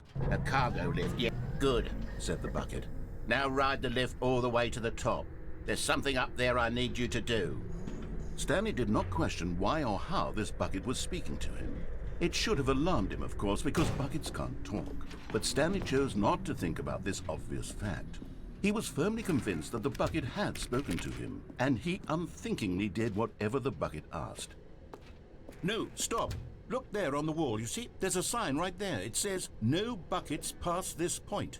Stanley, how could you think it was okay to bring the bucket here? Unless... What if the problem is that you actually don't know what is a bucket and what isn't a bucket?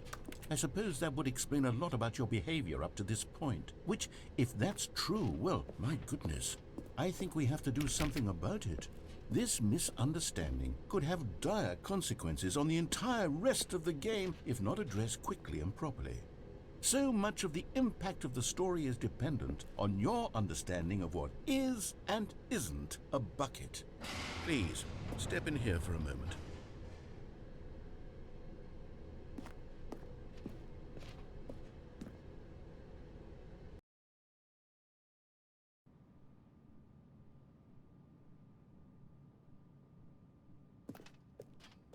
Now then, I'm going to run you through some test scenarios, and you'll tell me whether or not the thing I'm showing you is a bucket.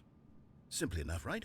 This should tell us everything we'll ever need to know about what is or is not a bucket. Okay, let's begin.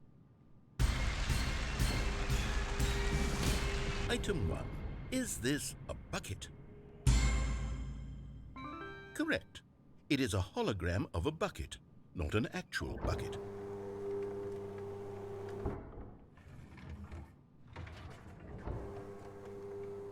Item 2. Is this a bucket? Correct. It is a 3D printed recreation of a bucket, not an actual bucket.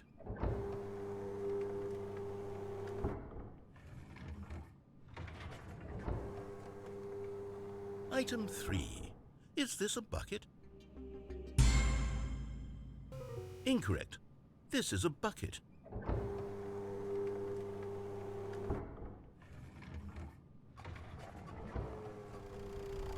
Item 4.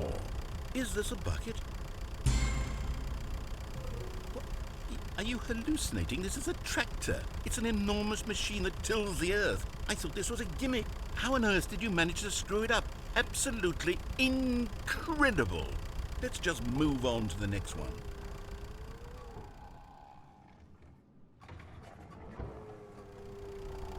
Is this a bucket?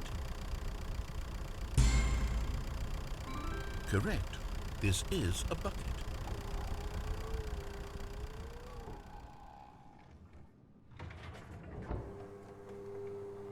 Item 6. Is this a bucket?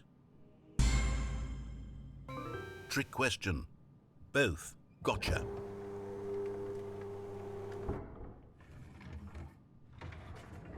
Item... Wait, hold on. I can't find the next one. Let me see. It should be around here somewhere.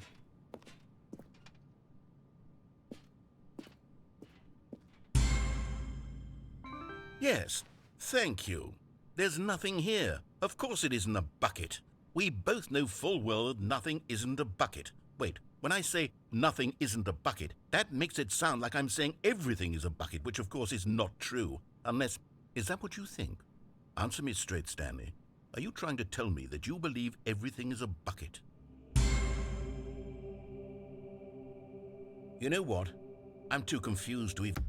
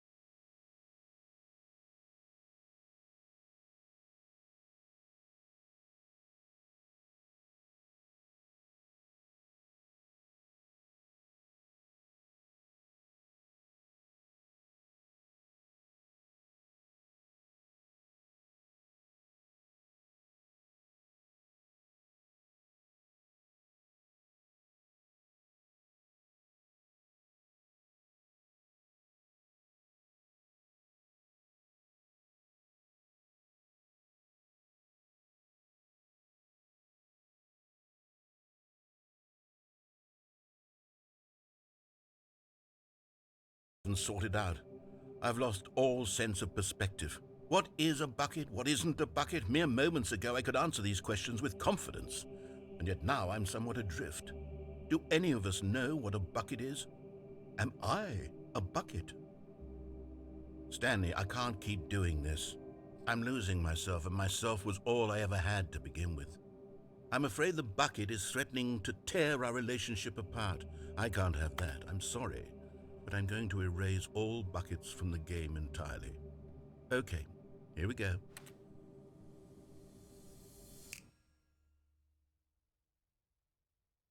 What happened? Is everything gone? Why did everything disappear? Wait, was everything a bucket? Every single thing in the game was a bucket. Oh my God, I had no idea. How could... except me. I'm not a bucket after all. And you, Stanley, you're still here. You're not a bucket either. Oh, this is wonderful news. We're not buckets. Yes, I actually feel much more at ease right now. It's delightful to get some clarity on that issue, but it doesn't change the fact that we haven't got a game. So, tell you what, I'll reset everything and we'll put back all of the buckets, okay? And we'll know that it's all a bucket. But if you run into anyone else, maybe don't mention that. Who knows what that information might do to a person? All right, here we go.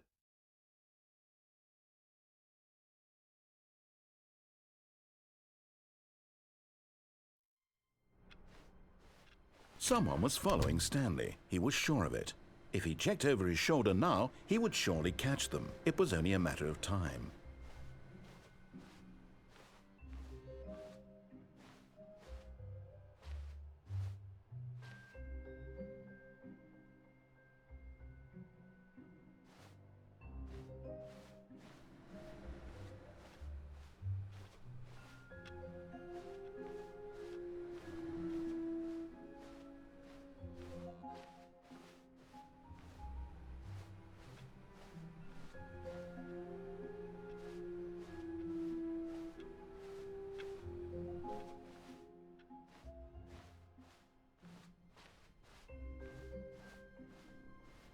When Stanley came to a set of 2 open doors, he entered the door on his left. This was not the correct way to the meeting room, and Stanley knew it perfectly well.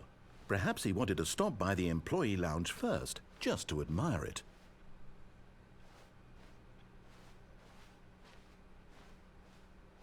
Standing now in this incredible room, Stanley for the first time, but eager to get back to business, Stanley took the first open door on his left.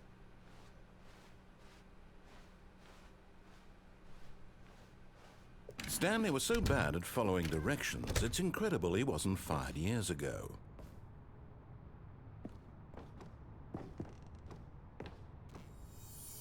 You're getting close now, Stanley. You've nearly gotten all of the Figler and Marines. Very soon, you'll collect the last one, and then the first number will equal the second number, and that will be it. We'll be different people by then. Different in the sense that we used to have none of them, and now we have them all. You can't go back to when you had no Figler and Marines. None of us can.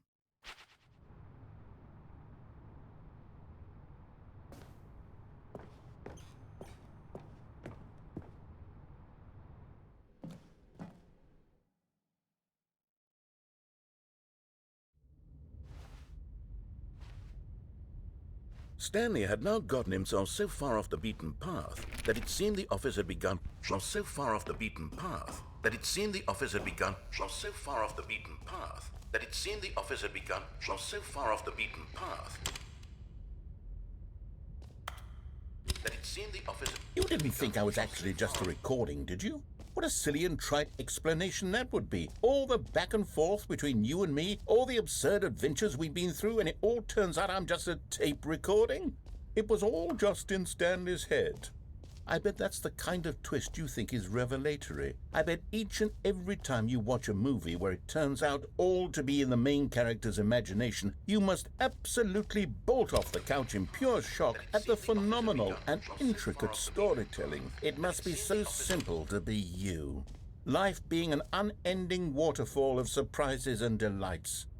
How much more exciting you must find the world than the rest of us do. Now I've become sad. Look what you've done to me. This is all your fault.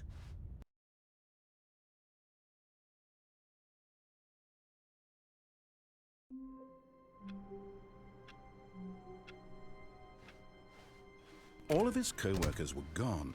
What could it mean? Stanley decided to go to the meeting room. Perhaps he had simply missed a memo. Stanley picked up the bucket and smiled. He'd never be alone again, not truly alone, not with the bucket around. Stanley clutched the bucket tightly to his chest. This was not the correct way to the meeting room, but Stanley had felt the bucket calling to him, telling him that the employee lounge was simply the place to be. And here it was. Had the bucket turned out to be correct? No, never mind. The bucket was wrong. Stanley took the door on his left to go back to the meeting room. No, said the bucket. don't go to the meeting room. Go somewhere else. The cargo lift, yes. Go there.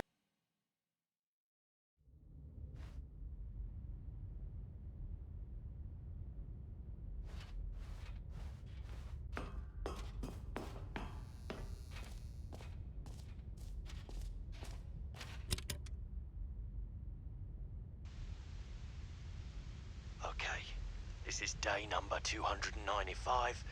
Tape number... I don't even know. I've lost track. Nothing feels real anymore. The longer I study this bucket, the less sense anything makes. The sheer euphoria I feel every time I pick it up. No matter how many times I've done it, it's always the same feeling. And the emptiness in my chest when I set it down. It doesn't make sense. There's no explanation for it. I still haven't figured out why I see the world so differently when this bucket is in my arms. Why everything feels so... What do I do with this treasure? I can monetize it. Yes. It's unthinkable the amounts of money people will pay for even just an hour with the bucket. This is my golden ticket. But I have to be careful, because as soon as this gets out, there's going to be a target on my back. Even now, I don't know who might be trying to get... What's that? Who's there?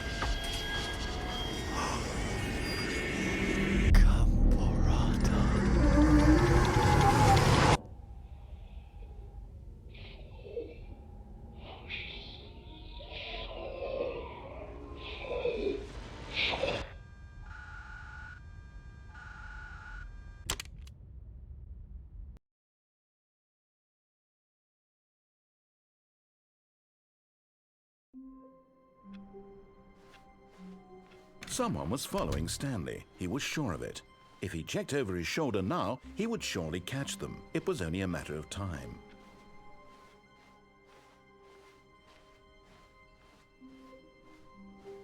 When Stanley came to a set of 2 open doors, this was not the correct way to the meeting room, and Stanley knew it perfectly well. Perhaps he wanted to stop by the employee lounge first, just to admire it. The lounge was grand, majestic, perhaps too much, but eager to get back to business, Stanley took the first open door on his left. Stanley was so bad at following directions, it's incredible he wasn't fired years ago. Look, Stanley, I think perhaps we've gotten off on the wrong foot here. I'm not your enemy, really, I'm not. I realize that investing your trust in someone else can be difficult, but the fact is... But in his eagerness to prove that he is in control of the story and no one gets to tell him what to do, Stanley leapt from the platform and plunged to his death. Good job, Stanley. Everyone thinks you are very powerful.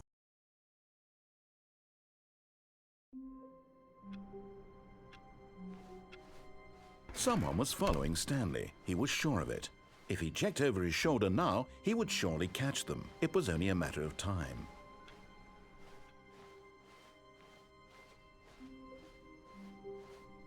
When Stanley came to a set of 2 open doors, this was not the correct way to the meeting room, and Stanley knew it perfectly well. Perhaps he wanted to stop by the employee lounge first, just to admire it. And here it was, the lounge. What a room, but eager to get back to business, Stanley took the first open door on his left. Stanley was so bad at following directions, it's incredible he wasn't fired years ago. Look, Stanley, I think perhaps we've gotten off on the wrong foot here. I'm not your enemy, really, I'm not. I realize that investing your trust in someone else can be difficult, but the fact is that the story has been about nothing but you all this time. What? Really? I was in the middle of something. Do you have zero consideration for others? Are you that convinced that I want something bad to happen to you? Why, I don't know how to convince you of this, but I really do want to help you, to show you something beautiful. Look, let me prove it. Let me prove that I'm on... And there it is. The last Stiggly Wiggly. Savor this moment, Stanley. This is a real accomplishment. This is doing something just for the sake of doing it. Where so many people expect to be rewarded for the most trivial achievements, you've insisted that a job well done is its own reward. I would tell you that I'm proud of you for collecting them all, but that would be like a reward, and we can't have that. So, instead I'll just say, it's done. We're all done here, and now we can go to whatever the hell you were doing before you hunted for figurines. Now listen carefully, this is important. Stanley walked through the red door. Aha, perhaps you misunderstood. Stanley walked through the red door. I still don't think we're communicating properly. Stanley walked through the red door.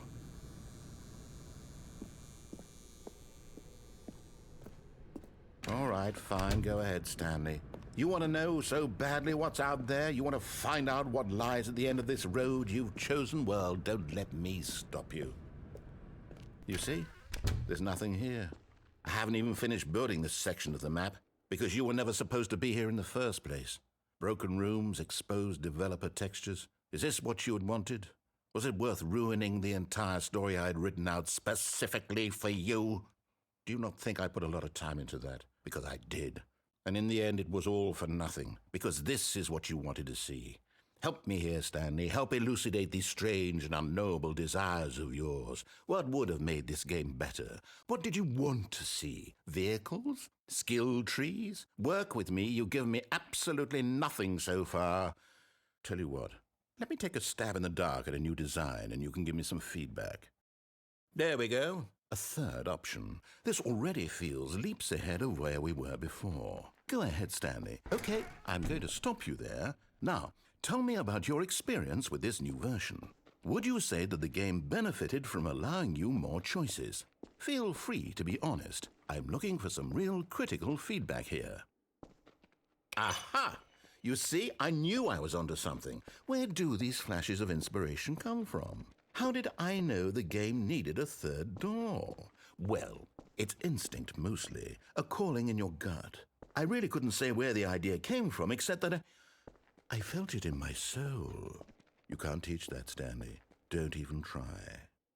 Here, based on the data from your previous playthrough, I've compiled a new version. And to be perfectly candid, I think I've knocked it out of the park with this one. Let's take a look.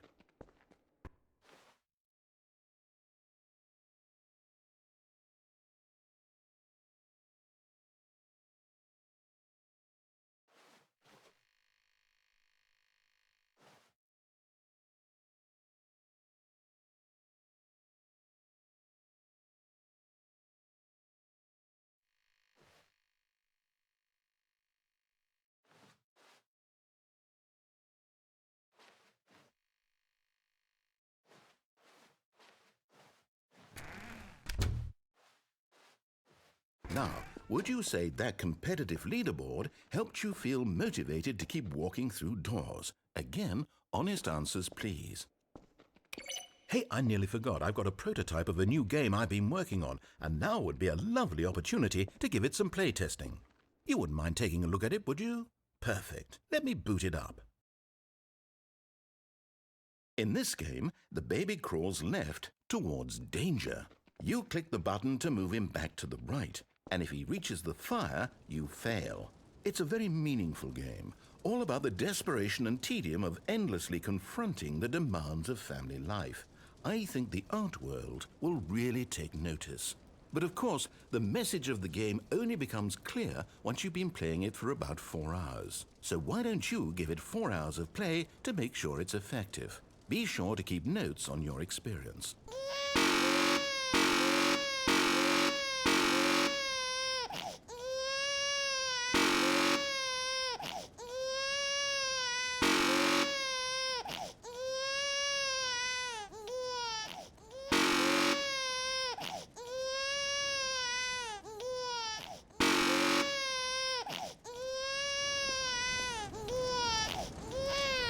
You heartless bastard.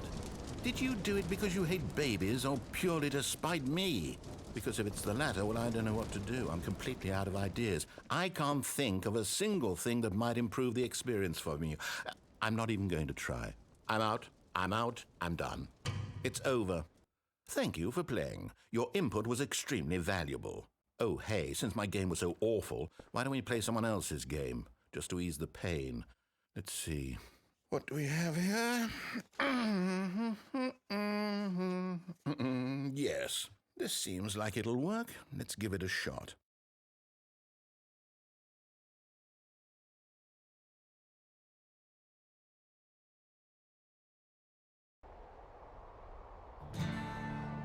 Aha! Fascinating. What do you think this game is about, Stanley? What's our backstory? What is our motivation? Well, it seems...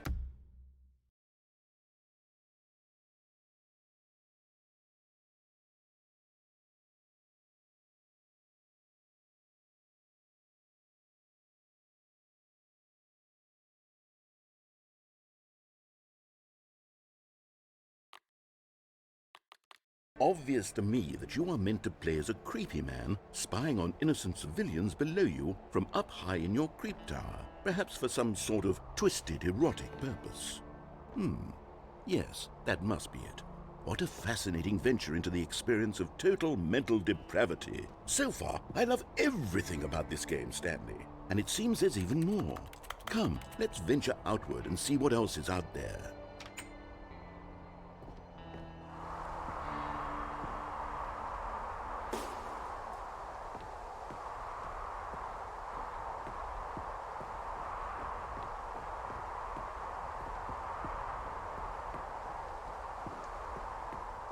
Oh, no. No, it can't be.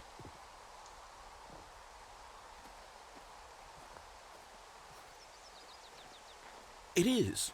It's an open world game. Good God, quickly, block it off.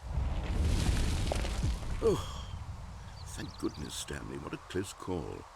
You nearly wandered off into that thing, that big, open, just wandering around, no right or wrong directions, no path to follow. You can just go in any...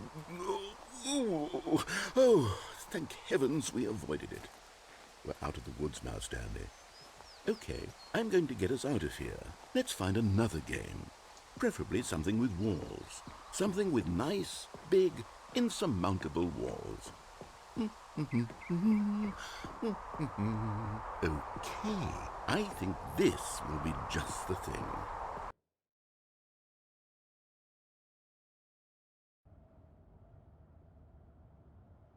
Wonderful. See, this is exactly what I had in mind. Just a nice big box for you to run around in. There isn't any possibility that you could get lost here. Now this is game design. Stanley, if you manage to get lost in this game, I will be phenomenally impressed. Okay, so what exactly do we do here? Let's see. There are lots of cars here in the back, but obviously there's no racetrack. Okay, I'm seeing that there's a ball of some kind back here. Is this game sports ball? Stanley, I think it's sports ball. Oh, what fun. We shall run the bases and do a touchdown together. Yes, I think surely we must. Okay, Stanley, here's the ball. Have fun.